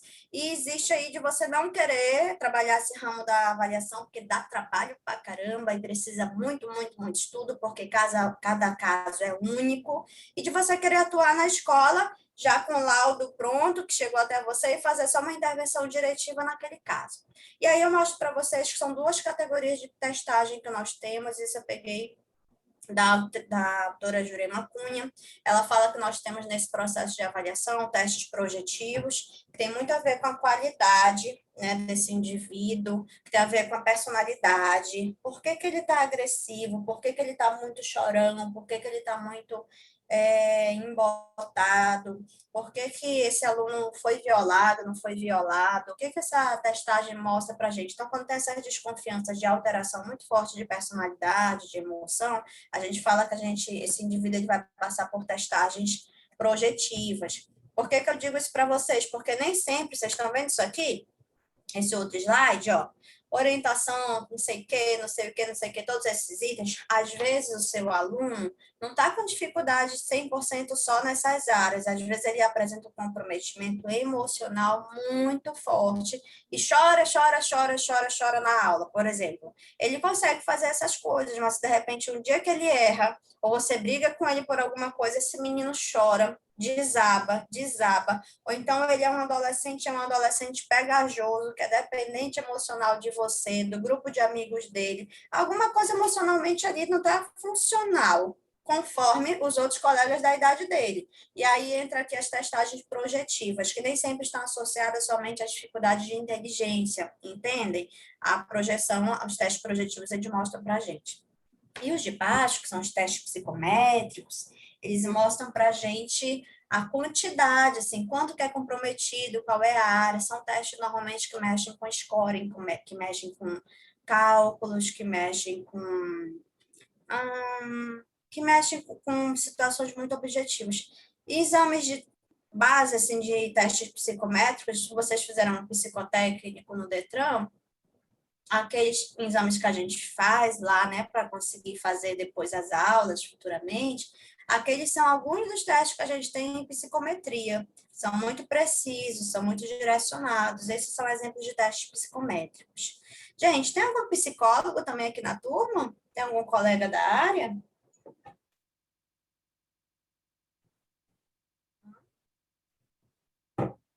Não? Carlos? Carlos ficou aí amarelinha, caixinha, você queria falar. Pois bem, aqui eu vou passar. Aqui embaixo é muito importante, gente, direitos dos testandos. Estou falando isso para vocês, caso vocês desejem ir para a clínica e vocês trabalhem com a avaliação psicopedagógica. Sei que eu estou falando da avaliação neuropsicológica, mas o princípio de avaliação com seres humanos é o mesmo para toda e qualquer situação, para toda e qualquer ação. Se você escolhe ser psicólogo, psicopedagogo, clínico, que você vai fazer entrevista, alguma prova com as crianças, com os adolescentes, toda criança tem o direito, todo aluno tem o direito, todo testando tem o aluno de saber o porquê que ele está se submetendo ao teste. Professora, mas ele só tem 7 anos, eu tenho de explicar? Tenho. João, meu nome é fulana de tal, você sabe por que você veio para cá? Não, tia, não sei. Então, a professora e a mamãe acham que você está com alguma dificuldade para entender um pouco dos números. E a gente vai fazer aqui umas atividades muito bacanas, que é para a gente ver se o que vai fluir assim, mas é só para a gente investigar essa área aí dos números, tudo bem? O João, gente, pequenininho, ele tem o direito de ser explicado com uma linguagem Professora, que ele tem acesso. Oi. Tem Você tá dando exemplo, visitante. você tá dando exemplo falando João, o nome dele é João, aí ele veio ver quem é que tá chamando o nome dele. Oi, João, bom dia. Bom dia. Ô, João, eu tô Você falando dormiu de bem? outro João. Oi? Fala de novo, que ela não ouviu. O que você perguntou? Eu sou João. E você perguntou o quê? Se ela o quê? João Marcelo Ferreira Guilherme. Não, você perguntou se ela dormiu bem? A senhora dormiu bem? Dormi bem. Você dormiu bem? Dormi bem, muito viu? bem, João. Obrigada. Que Racionou. lindo ele, Sheila. A professora falando João, ele falou, quem está me chamando aí? Tá certo, né? O nome dele. Que bonitinho. Errado não tá, né? Ô, João, eu falava de um outro João, colega teu, tá? Um outro João, lá da outra área. Aí, gente, então, nessa situação, quando o aluno ele vai ser testado, ele precisa saber o porquê que ele está ali. E tem muito profissional que ignora e viola esse direito da infância. Ah, mas é tão pequenininho, vai explicar nada, não. Ela tem tempo para ficar explicando isso, tem mais 4 crianças esperando. Eu tenho tempo, eu tenho que pegar meu filho na escola quando eu sair daqui também. Olha, legalmente falando, esse indivíduo tem direito de saber por que ele está ali, tá? Isso aí implica com características éticas. Então, se você sabe que você tem que fazer essa explicação, não marque 7 crianças, não, marque 4, porque eticamente você vai atender com um pouco mais de qualidade se você precisa de 10 minutos antes para você ter uma conversa prévia com aquele indivíduo que vai ser testado, tá bom? É uma questão de bom senso também, assim. Enfim. A criança precisa, o adolescente precisa saber exatamente o que está sendo solicitado. Vai lá, faz aí, pronto, tá aqui, coloca o teste aqui, aí eu vou bem aqui tomar uma água, depois eu volto a pegar o resultado. Não, ele tem que saber para que está sendo cobrado aquilo e o que exatamente que é para ser feito, tá? Principalmente porque a gente tem uns que ficam muito nervosos, então tem de ser feita essa humanização. Apresentar um nível de ansiedade reduzido, ou seja, ter dormido bem, ter se alimentado bem, não ter sofrido nenhum fator estressor previamente à aplicação daquela avaliação, e ele está em condições de saúde normal, né, gente? Se uma criança está em luto, se ela foi violada em qualquer que seja a situação, se os pais estão separados, se ela está numa situação péssima, não é um excelente momento para fazer uma avaliação, porque os resultados, lógico, vão dar baixos, ela não está no nível saudável naquele momento de responder com congruência. Então, espera diminuir, espera essa poeira um pouquinho baixar, aí a gente faz o processo de avaliação. Isso que eu estou falando, gente, são para vocês que vão atuar na área clínica, tá bem? Na intervenção da psicopedagogia clínica, caso vocês queiram especializar-se mais especificamente nisso. Então, é bom vocês saberem. Aí, quais são os casos comuns mais indicados assim para fazer testagens? São esses aqui, né? Diferenciação entre sintoma psiquiátrico, neurológico, a identificação de possível síndrome neurológica, auxílio de diagnóstico diferencial, quando a gente suspeita que esse menino tem deficiência intelectual, mas na verdade não era deficiência intelectual, era autismo. Então, entra aqui esse item 3. Verificação de uma lateralização de uma lesão de um lado, hemisfério direito e hemisfério esquerdo, por isso que eu apresentei para vocês isso na primeira aula. Diagnóstico de fins forenses, adolescente que matou não sei quem, adolescente que tem um nível de perversidade, criança que gosta de matar gato, cachorro, maltratar o irmãozinho menor. Então, a gente tem diagnóstico de fins forenses. Ai, professora, mas tem menino, tem menina, gente, que tem uma crueldade ímpar, e aí a gente precisa passar por uma avaliação de fim forense, porque tem ali uma tendência a um processo de criminalidade, a afetividade beira muita perversidade, então isso precisa ser avaliado quanto antes. Avaliação em caso de TDAH, avaliação em demências, enfim, e todos esses outros déficits aí entram como processo de avaliação. Não vou ler de um por um, porque eles estão contidos no texto que vocês têm em mãos, tá bom? Só para vocês verificarem também, essa avaliação, ela não se destina somente a criança e adolescente. Toda e qualquer idade pode utilizar essa avaliação. Por exemplo, um adulto X teve um acidente vascular encefálico, aí vai se fazer sobreviveu, né, voltou, está fazendo fisioterapia, e aí estão fazendo uma avaliação dele, a família, para saber qual área ficou muito comprometida, o que é que pode ser feito daí em diante. Ah, professora, eu pensei que psicopedagogo só trabalhava na escola. Não, o psicopedagogo clínico pode intervir em casos de adultos com dificuldade de aprendizagem, pós algum trauma, pós um AVC, pós algum acidente, para entrar com processo de reabilitação. Então, o campo para vocês, gente, é muito amplo também, tá? Vai saber de vocês saberem, vai depender de como vocês podem se colocar no mercado de trabalho, como vocês se qualificam para tal. Todo esse tipo de testagem está disponível na área da avaliação neuropsicológica e o profissional da psicopedagogia é um dos profissionais que compõem essa equipe de avaliação neurogeral, tá bom? Aí a gente tem os exames de imagem, por exemplo, que esses em específico a gente não aplica, né? Mas a gente encaminha até para saber se tem alguma área que está lesionada, que é eletrocefalograma, a tomografia, não sei se vocês já fizeram esse tipo de exame, é bem chatinho, mas é muito completo. A ressonância, que também é um dos mais completos, que mostra, professora, por que tem que fazer tudo isso?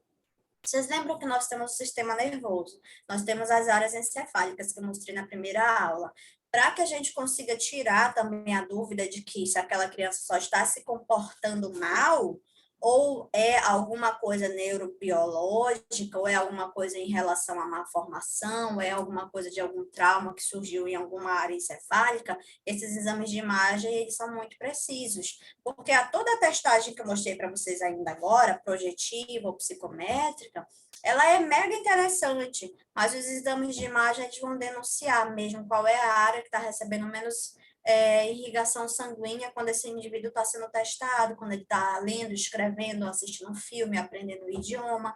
Então, aqui a gente consegue visualizar. Professor, nós aplicamos isso? Não, gente. Quem vai aplicar isso são os profissionais lá dessa área clínica, que não é a nossa, essa técnica. Mas você tem como você já sabe visualizar as áreas encefálicas, como você já entendeu para qual área cabe cada função, quando você pega um resultado de um exame desse, você consegue verificar, nossa, esse indivíduo aqui ele teve uma lesão no lobo occipital. Como a literatura diz e como a professora conversou com a gente, muito possivelmente há alguma coisa na visão dele, então está sendo consequência. Nossa, esse indivíduo aqui ele tem uma lesão muito forte na área temporal. Então, se a área temporal é muito responsável pela nossa capacidade comunicativa, tudo indica que esse aluno vai ter uma dificuldade para o aspecto aí da comunicação. Então, é só para a gente fazer, é um quebra-cabeça. É realmente um quebra-cabeça. Por isso que quando eu mostro para vocês aquela primeira aula de sistema nervoso, que alguns de vocês dão um pulo, vixe, para que eu vou ter que ficar fazendo esse tipo de aula de neuroanatomia se eu não sou nem médico? É para a gente conseguir, quando chega um aluno para você com os exames, tem mãe que é muito organizada, tá, gente? Tem mãe que chega com a pastazinha toda arrumada, com a anamnese, com os testes, com o fono, o que falou, o físio, o que falou, o neuropediatra, o que falou. E quando você tem acesso a essa documentação, você consegue não ser tão leigo. Claro que também a gente não vai dominar tudo, mas enquanto estudantes nessa área, psicopedagogia, e tendo um módulo de neuro, que nem todos os cursos de psicopedagogia oferecem neuro, tá? Para vocês. Se vocês estão tendo, é para vocês começarem a entender que, uau, eu consigo tecer um olhar também até amplo na área, mas eu já não fico mais tão ignorante quando eu visualizo, entende? Então, esse que é o objetivo, assim, não é a gente que vai aplicar essa testagem, mas a gente pode já pegar o documento em mãos e tal área está lesionada, então, possivelmente, as consequências no ato da aprendizagem coadunam para esse resultado aqui. Pronto. Fiz a avaliação. E agora eu tenho a reabilitação. Reabilitação nada mais é do que o ato de você tentar consertar algo. A avaliação investiga qual é a problemática e a reabilitação diz como você pode ajudar e para aquela problemática não danificar mais ainda a vida desse indivíduo. Seja ele um aluno idoso, seja ele um aluno do EJA adulto ou jovem, seja ele criança ou adolescente, não interessa, gente. Qualquer fase da vida pode passar por esse fenômeno de avaliação e ser um candidato à reabilitação. E se você for um trabalhador da área da psicologia, da psicopedagogia, clínica, muito possivelmente você pode ter clientes, alunos ou pacientes nessa área. Então, ela tem por objetivo exatamente reajustar, reordenar, oferecer estímulos para que esse indivíduo passe a funcionar com as funções reintegradas, tá? Professora, tem cura? Gente, cada caso é um caso. O que eu posso dizer que, ainda que os casos não tenham cura, existe uma possibilidade de eu tentar ao máximo reabilitar, para que, pode ser até que não melhore mais esse indivíduo, mas eu consigo reabilitar de um modo em que ele também não fique tão agredido, que não caia tanto. Claro, estou falando isso em casos que, não estou falando de casos de demência. Os casos de demência, a tendência é que, com os anos, eles realmente têm uma diminuição de todas as funções cognitivas mesmo.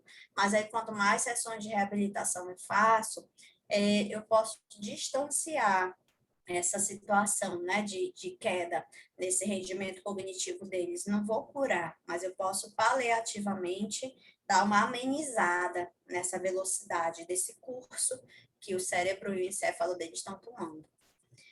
Aí, ó, tudo isso aqui que vocês lembram que eu falei para vocês, que às vezes vocês vão fazer o encaminhamento, a mãe vai levar, aí você tinha uma suspeita de uma área, aí quando volta para você a testagem, é conveniente você ver, deixa eu ver aqui o que fizeram lá, qual foi a bateria de teste que usaram nesse menino, nessa menina. Aí, ó, todos esses aí são indicados para vários tipos de desconfianças que nós temos. Professora, como é que eu faço para ter acesso? Esses sites são permitidos no Brasil? Existe um site, gente, vocês joguem no Google, SATEPC. Deixa eu ver se eu coloquei aqui. Não coloquei. SATEPC. SATEPC. SATEPC. De psicologia e tal. E lá tem a relação de todos os testes que podem ser utilizados por idade, por tipos de desconfiança, por possíveis deficiências ou não, que é para vocês verem que, assim, tá, professora, então olha lá, eu estou com desconfiança de que esse indivíduo está com uma dificuldade na área da memória. Então, deixa eu ver aqui quais são os testes que são utilizados para a área da memória. E são vários, aí são vários de acordo com a faixa etária do aluno, de acordo com o nível dele, né, com a cronologia. E aí, deixa eu ver se para a faixa etária dele, realmente o profissional aplicou um teste decente, né? E aí você consegue visualizar realmente qual é o perfil desse profissional que fez essa bateria. Temos vários. O ideal, gente, normalmente, quem é da área, é que seja feito um teste X, mas se tem uma dúvida, opa, o resultado desse menino foi mais ou menos, eu estou com dúvida, acho que ele não estava num bom dia. Eu vou reproduzir um outro teste com um objetivo parecido, que é para eu não aplicar o mesmo teste, né? Porque já perdeu a novidade para esse aluno, então ele já vai responder viciado. Então, eu vou aplicar um novo teste para a mesma faixa etária dele, com esse mesmo objetivo dessa área que eu estou pesquisando. Aí, aplica-se um reteste, não um reteste, aplica-se um outro teste para ele ter ou não a certeza. E isso a gente faz muito comumente nesse meio. Tudo isso que eu estou apresentando é só uma base, assim, a pontinha do iceberg. Vocês têm muitas outras testagens que são aplicadas no nosso cenário e que a gente da área da educação vai ver muito isso. Se vocês pegarem laudo, parecer técnico, os relatórios de profissionais sérios, eles estão descritos. Qual a bateria que foi utilizada é especificado lá. E aí você volta a dizer, não é tão mais leigo para... nem sei nem para onde que vai isso. Porque, gente, se vocês trabalham com a clientela rica de Manaus, os pais levam. Passam pelo momento da resistência, da ideia do filho ter um problema, passam pelo processo do luto, e eles vão pagar a melhor clínica de Manaus para fazer essa aplicação. E eles vão dar para você um documento dizendo quais foram os instrumentos utilizados. E aí você pode ter isso em mãos. Professora, isso que a senhora está falando, na minha realidade é um sonho. Pode não estar na sua realidade, mas eu estou dizendo para vocês que no mercado tem. Assim, então, se um dia você, de repente, mudar de escola e acontecer de receber documento de um aluno A, do aluno B, e tiver lá constando que ele passou por uma avaliação, esses itens estarão por lá. De certeza, aí você já não vai se sentir tão deslocado quando pegar aquela documentação, tá? Agora, a gente entra nesse setor da avaliação de vocês. Olha lá. Isso, gente, não está na minha matéria, não está na nossa ementa, não consta. E eu conversei com a coordenação de vocês, eu falei, Marlúcia, eu quero, posso abrir um espaço para eu conversar com os meninos, com os alunos, caso eles queiram trabalhar esse aspecto, porque eu quero comparar como é que é a avaliação neuropsicológica e o papel da avaliação pedagógica. E aí ela permitiu, tá? Então, eu só estou falando para vocês que ainda não está no nosso ementa, mas que eu acho importante nós discutirmos. O que que acontece, gente? Bom, tudo isso que eu falei para vocês até agora é da neuropsicologia, está dentro da neuropsicologia e dificuldade de aprendizagem. É como o neuropsicólogo e sua equipe multidisciplinar deparam-se com esses casos. Ok, aí a gente tem uma avaliação que é o povo da psicopedagogia, que eu estou sempre falando para vocês que é uma área que vocês também podem trabalhar. Então, olha, vão ter duas frentes de atuação para o psicopedagogo. Eu acho que eu falei psicólogo ainda agora. Antes, sempre que eu falar erradamente psicólogo, eu já tenho em cena que é psicopedagogo, tá bom? É porque às vezes minha linguagem sai viciada por eu ser da área da psicologia também. Então, olha lá. Avaliação psicoeducacional. Se a gente tem um foco no aluno, que está em vermelho, eu digo que ela é uma avaliação psico, normalmente em caráter clínico. Professora, não gosto desse negócio de ficar com menino direto, né? Não é minha praia, não. Eu gosto de trabalhar com os pais, com a escola, com os professores, em mapear tudo, em fazer datas comemorativas na escola, em fazer oficinas. Meu negócio é o povão, é todo mundo, é a administração, a gestão. Tá tudo bem, tem campo para todo mundo. Então, seu perfil é de um psicopedagogo na área educacional ou institucional. Aí, em verde, é exatamente o foco da sua pesquisa. Tá tudo certo, tem campo para todo mundo, tá? Tem psicopedagogo que gosta de atuar mais com o aluno problemático, diretamente, ok? E tem psicopedagogo que não tem esse perfil. E aí ele vai para a área mais institucional, tá ok? Tem mercado para todo mundo. Ok, não tem certo, não tem errado aqui. Tem perfis, né? Tem perfis profissionais. Então, assim, como eu falei para vocês, o que deu tilt aqui?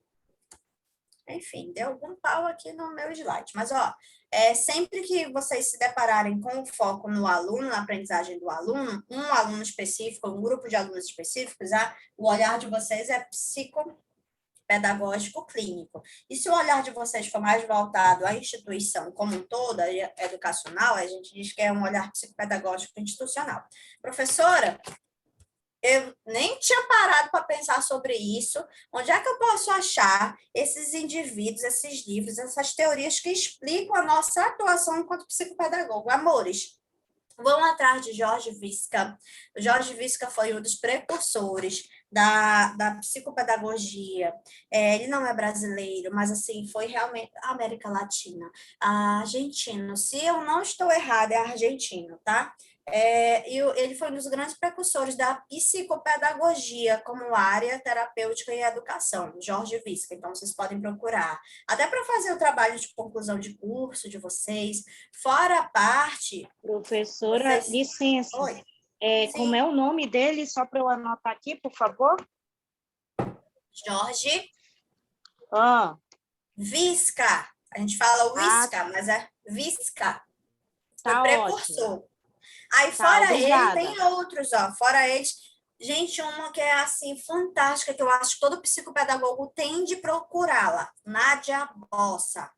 Nádia Bossa. Nádia Bossa, isso tudo que eu estou falando para vocês, diagnóstico, prognóstico, intervenção psicopedagógica. Professor, eu faço ou não faço? É certo ou não é? É ético ou não é? Eu aplico o teste, não aplico? Nádia Bossa, gente, é uma grande representante na área de diagnóstico e intervenção para psicopedagogos. Então, eu penso que ela é, assim, as obras dela são bíblias para a gente se apoiar. Nádia Bossa é muito referência na área, viu, de intervenção em psicopedagogia. Aí vocês também, professora, eu gosto dessa área mais terapêutica, da psicopedagogia que trabalha mais com pintura, com música, um tratamento suave para os alunos. Eu gosto muito de trabalhar com a educação infantil, então a arte nesse meu trabalho é muito utilizada, a gente trabalha com massinha, com pintura, com escultura. Quem que eu procuro? Sara Paim, porque a Sara Paim, ela mexe bastante com ela criou um termo, ela mexe com um termo que é psicometria genética, quase que não sabe, porque são muitos termos, né? Psicometria genética, e ela fala bastante sobre a arte-terapia enquanto suporte para profissionais da educação, enquanto psicopedagogos, como trabalharem a arte com crianças com transtorno, com dificuldades, com autismo, com psicoses. Então, ela tem uns trabalhos bem interessantes nessa área, Sara Paim. E aí, se você gosta também da área da avaliação, você pode procurar a Grace, Tânia Grace. Gente, eu não sou psicopedagoga, tá? Eu não tenho formação na área. Eu sou psicóloga, eu sou neuropsicóloga, eu sou mestre em educação especial. Mas isso não impede de eu ter ido procurar os autores da área de vocês específica para saber o que eles falam e que respaldo eles trazem para vocês cientificamente. Então, se eu que não sou da área fui beber lá na fonte deles, isso me ajuda muito na minha intervenção clínica, imagina vocês que estão especializando-se na área. Nossa, vai ser uma mão na roda. Então, aproveitem, usem mesmo a literatura em favor de vocês, tá? Então, são as 4 dicas que eu dei. Tem mais, tem muitas outras nomes, mas, assim, esses eu tenho bastante respeito. São muito sérios os itens que eles trazem para a gente discorrer. Aí, ó, aqui apresenta alguns dos livros que vocês podem também procurar, ó. Avaliação psicopedagógica, de 0 a 6 anos. Aí veio que já são outros autores. Aqui a gente tem a Nádia Bossa como organizadora. Quase tudo que a Nádia Bossa se mete em fazer é muito bom, viu? Então, vale, ouvirem esses nomes por aí nos congressos, já dei uma referência, um voto de confiança. E a mulher nem me conhece para fazer propaganda dela, né? A gente tem outras obras, ó, avaliação psicopedagógica. Primeiro a gente tem até os 6 aninhos de idade, a gente tem outras que são de 7 anos até 11, 12. Vocês têm muitas obras que pode dar um suporte para vocês bem interessante. A gente tem aqui de cima a parte de um outro livro sobre avaliação. Eu trouxe alguns só para vocês terem dimensão que vocês na área da psicopedagogia tem muita coisa, gente. Tem muita coisa escrita que a gente já pode trabalhar bastante. Vocês lembram que ontem eu falei que ainda que a nossa política brasileira não esteja atualizada frente às dificuldades de aprendizagem dos alunos, até os termos que elas usam são passados, eu falei para vocês que nós temos um grupo muito forte nas neurociências e de psicopedagogos que estão estudando demais os casos dos transtornos de dificuldade de aprendizagem. Lembram que eu falei que a nossa política, a nossa legislação não está atualizada, mas ainda assim um grupo muito forte de estudiosos, de pesquisadores estão se movendo para se debruçar em torno desse público. Então, tem muito material para vocês procurarem. E é claro, na leitura de vocês vão vendo qual que vocês tem ou não tem afinidade, mas assim, eu deixo para vocês só as dicas. Procurem mesmo, tudo bem? Vou passando, tá? Posso passar? Aqui, ó, o site da associação. Não sei se vocês já tiveram curiosidade de procurar.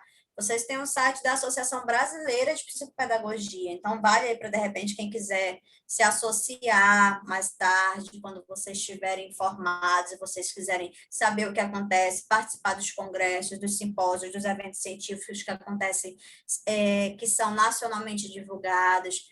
Daí tem um grupo super sério. Esses autores que eu falei para vocês, a grande maioria estão inscritos. Então, eles oferecem, tá, gente, congressos, cursos, qualificações, e vale muito a pena vocês se organizarem para saber a atualização da área de vocês. Não pensem que é uma área solta, a área de vocês é organizadíssima, é muito organizada, e cabe vocês a procurarem aí em qual setor vocês vão atuar, se é clínica, se é institucional, né? Então, é só para vocês saberem que existe uma associação, que a área de vocês é muito nobre, é muito séria, e ela é muito precisa, ela é muito necessária na nossa educação brasileira, principalmente a gente aqui do norte, que é abandonado, né?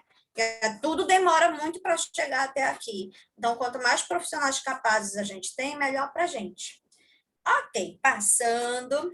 Aí, ó, lembram que eu falei da Tânia Grace? Eu dei um exemplo para vocês, que ela trabalha também com avaliação. Olha os conceitos que ela traz. Ela diz que o psicopedagogo, se ele atuar na área clínica, ele assume o papel de mediador, trabalhando diretamente com o aluno que tem problemas de aprendizagem. Então, ele vai trabalhar... ele não é... Calma, deixa eu pensar aqui. Ele não vai ser, gente, um psicólogo dessa criança. Não. Ele vai, ou desse aluno, né? A jovem, adolescente, enfim. Ele vai ser um psicopedagogo, só que quando se fala assim na área clínica, ele vai trabalhar em início, meio e fim para o desenvolvimento inter e intrapessoal daquele aluno ali. Quando tem-se, por exemplo, aí abaixo, o psicopedagogo na área institucional, o objeto de estudo dele é o geralzão, não é só o aluno, é o todo, é a organização da escola como um todo, como é que é a relação dos professores com a gestão, como é que é a relação dos professores com os alunos, como é a relação dos professores com os pais, da escola com os pais. Então, se o seu foco é apagar o incêndio nessa área, intervir, revolucionar a escola como um todo, psicopedagogia institucional. A gente está falando aí de um ramo bem empresarial até, né, nesse aspecto.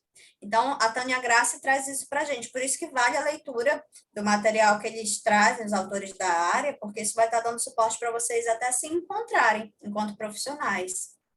Pois bem, professora, o que eu posso fazer se eu for da área da institucional? A senhora falou aí sobre a avaliação de criança com dificuldade. Mas eu não gosto disso não, professora, não é minha praia. Ai, me deixa. Olha, se você não quer trabalhar na área da clínica, né, da avaliação, intervenção, esse negócio de cérebro, encéfalo, sistema nervoso, aprendizagem, dificuldade. Ok, gente. Então, assim, você vai atuar na área clínica, o que você vai fazer? Tem instrumento de investigação, e aí você normalmente faz um diagnóstico institucional, e isso dá para vocês, ao final, um informe psicopedagógico institucional, que é essa relação aí à direita que eu coloquei para vocês. Normalmente, um psicopedagogo na área institucional, ele vai fazer observações informais e formais, em diferentes espaços e tempos, ele vai fazer aplicação de questionários abertos ou fechados para os pais, para os alunos, para os professores, para ele conseguir descobrir um pouco mais quais são as esquisitices daquele ambiente. Ele vai fazer dinâmicas de grupo. Ah, professora, mas eu nem sou psicólogo. Dinâmica não é só voltada para psicólogo. Levantamento estatístico dos dados e consultar todo o documento histórico da instituição. Então, se você vai trabalhar com melhora do perfil da escola, todos esses itens são cabíveis para você realizar. Professora, e eu tenho que fazer isso só na minha escola? Olha, normalmente santo de casa não faz remédio, né? Então, se você pode trabalhar com consultoria e a sua equipe de consultoria organizar aí o treinamento psicopedagógico institucional em várias escolas, particulares ou públicas. Normalmente vai ser particular, né? Porque a pública não vai pagar para você fazer isso, ela já está te pagando como pedagogo. Então, supõe-se que você tem de arrumar a escola que você está fazendo parte. Mas se você quer fazer serviço de consultoria, esse pacotão, esse combo pode ser servido e oferecido para as escolas particulares, e eu digo para vocês que tem umas delas que pagam sim, tá? Elas fazem, você vai fazer a análise de como que aquela escola pode melhorar. É um serviço de higienização na instituição, na verdade, higienização pedagógica naquela instituição. Então, esse é o olhar da psicopedagogia institucional, ok? Professora, não gosto desse negócio de gestão de escola, de lidar com professores, meu negócio é aluno, professor, eu quero trabalhar com a problemática dos alunos. Aí, isso daqui são algumas das testagens. Lembra que eu apresentei para vocês um monte de testagem da psicologia e da neuropsicologia nos slides anteriores. Aqui eu apresento para vocês alguns instrumentos da avaliação clínica do psicopedagogo da área clínica. Professora, pode fazer isso? Se você for credenciado, estiver sendo acompanhado, estiver sendo vistoriado, porque isso precisa que você também tenha supervisão, não é só chegar, me formei, tenho um certificado, agora eu vou ser psicopedagogo clínico e eu vou logo, bora, vem aplicar aqui a testagem que agora eu estou bombando. Eu preciso fazer supervisão, tá, gente? Principalmente nos momentos iniciais. Você precisa ser treinado para fazer a aplicação dessas testagens, para você saber fazer a leitura dos dados de forma correta. Quando adquirir experiência, ok. Procurem o site da Associação Brasileira de Psicopedagogia, porque lá tem muitos cursos para qualificação de psicopedagogos na área clínica. Vale muito a pena vocês investigarem essa área, tá?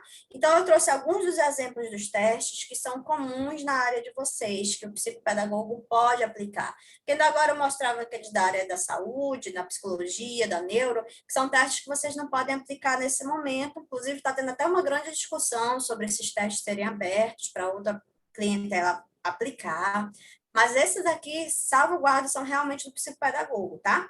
Então, são o IAR, o Confias, o PROLEC, Caixa de Piaget, que inclusive é facinha para a gente fazer, EOCA, que é a Experiência Operativa Centralizada na Aprendizagem desse aluno, a anamnese. Ah, professora, eu pensei que a anamnese só os médicos ou psicólogos faziam.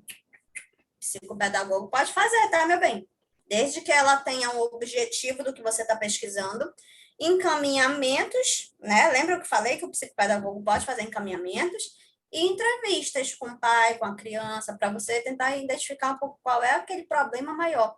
Ai, professora, mas isso é muito invasivo. Não, dependendo do caso, tudo isso que pode ser feito, gente, é se você está fazendo um olhar mais clínico sobre a história de vida daquele seu aluno. Então, eu estou apresentando para vocês, embora não esteja na nossa ementa, porque eu imagino que isso vai trazer mais ganho para vocês.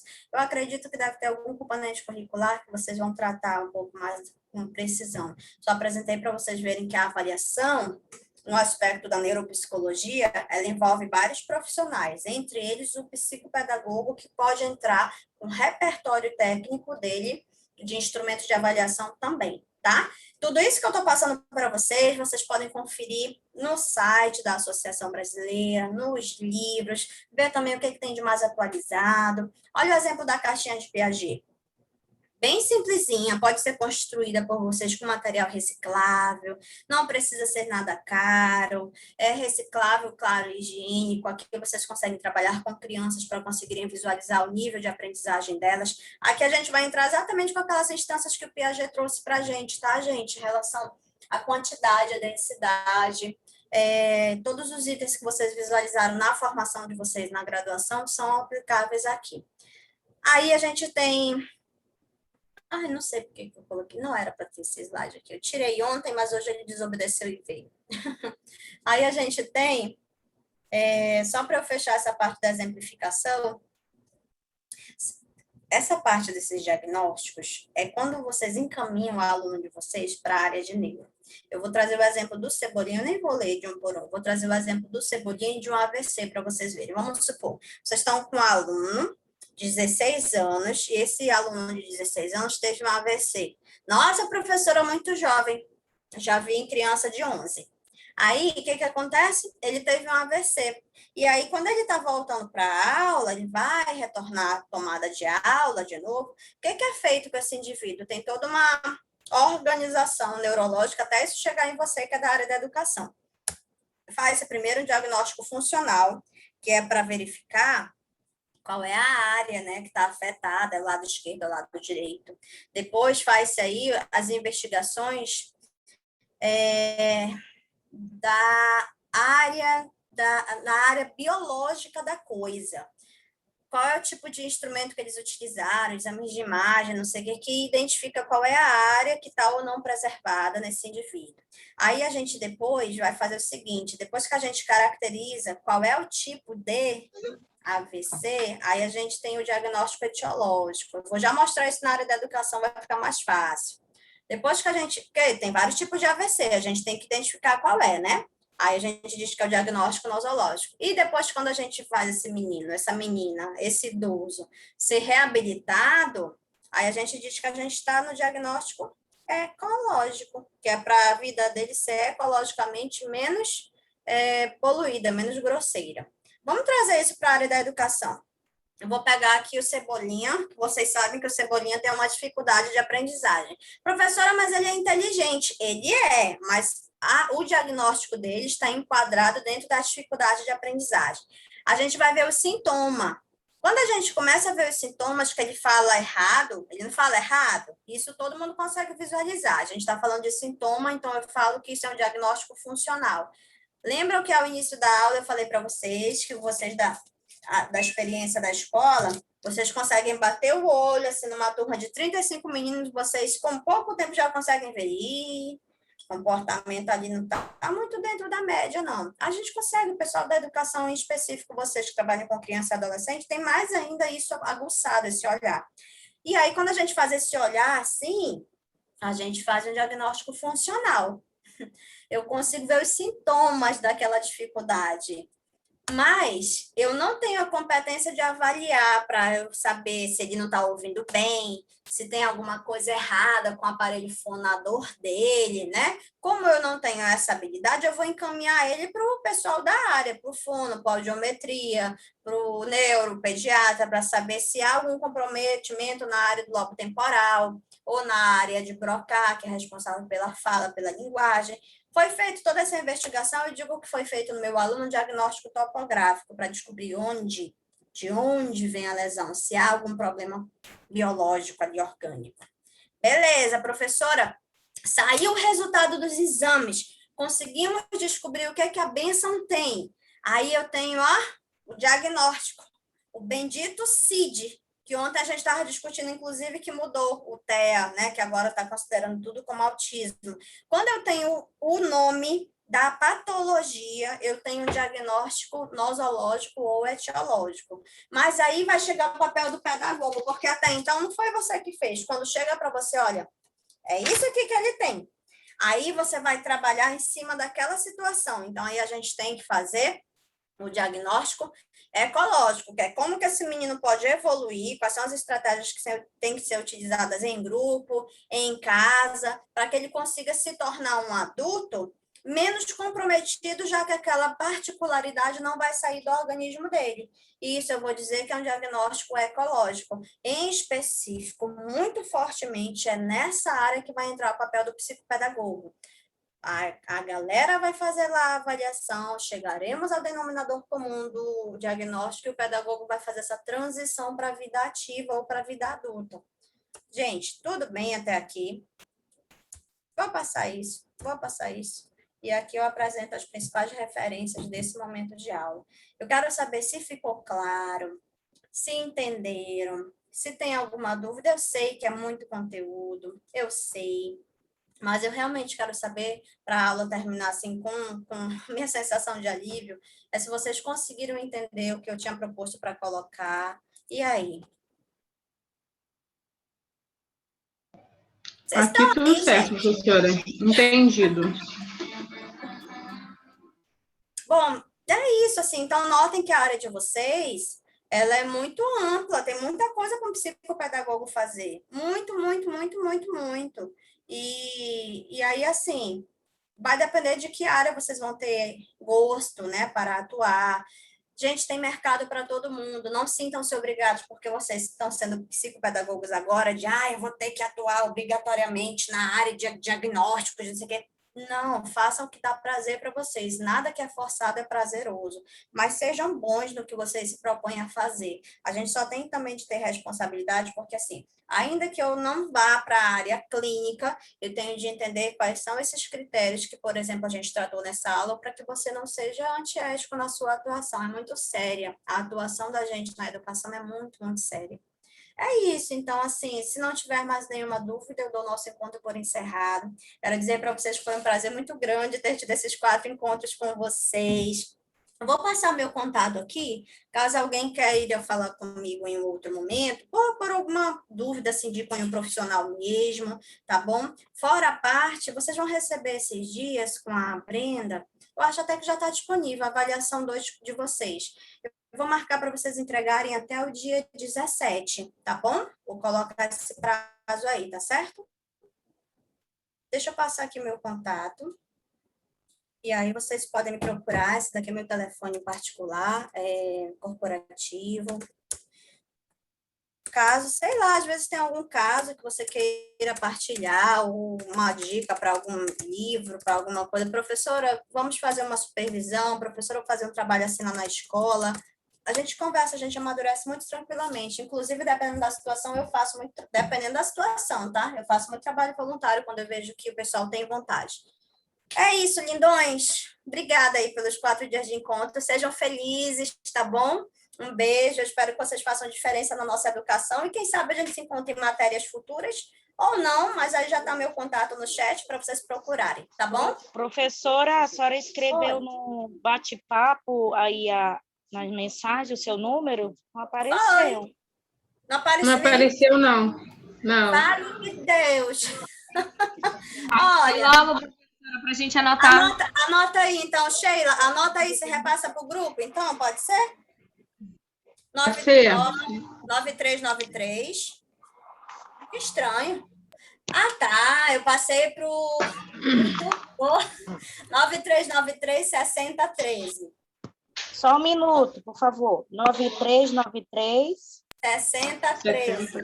Esse é meu corporativo. 6013. Aí manda um oizinho, que no Zap eu já respondo e mando um e-mail, tá bom? Tá certo. Muito obrigada, professora, por tudo, viu? Beijos. Imagina. Obrigada, professora. Obrigada, professora. Um bom fim de semana. Tchau, gente. Sejam felizes. Bom final de Obrigada. semana. Tchau, tchau. Obrigado, professora. Obrigado, turma. Tenham todos um bom final de semana, viu? Tchau, tchau. Tchau, bom final de semana. Feliz Dia das Mães.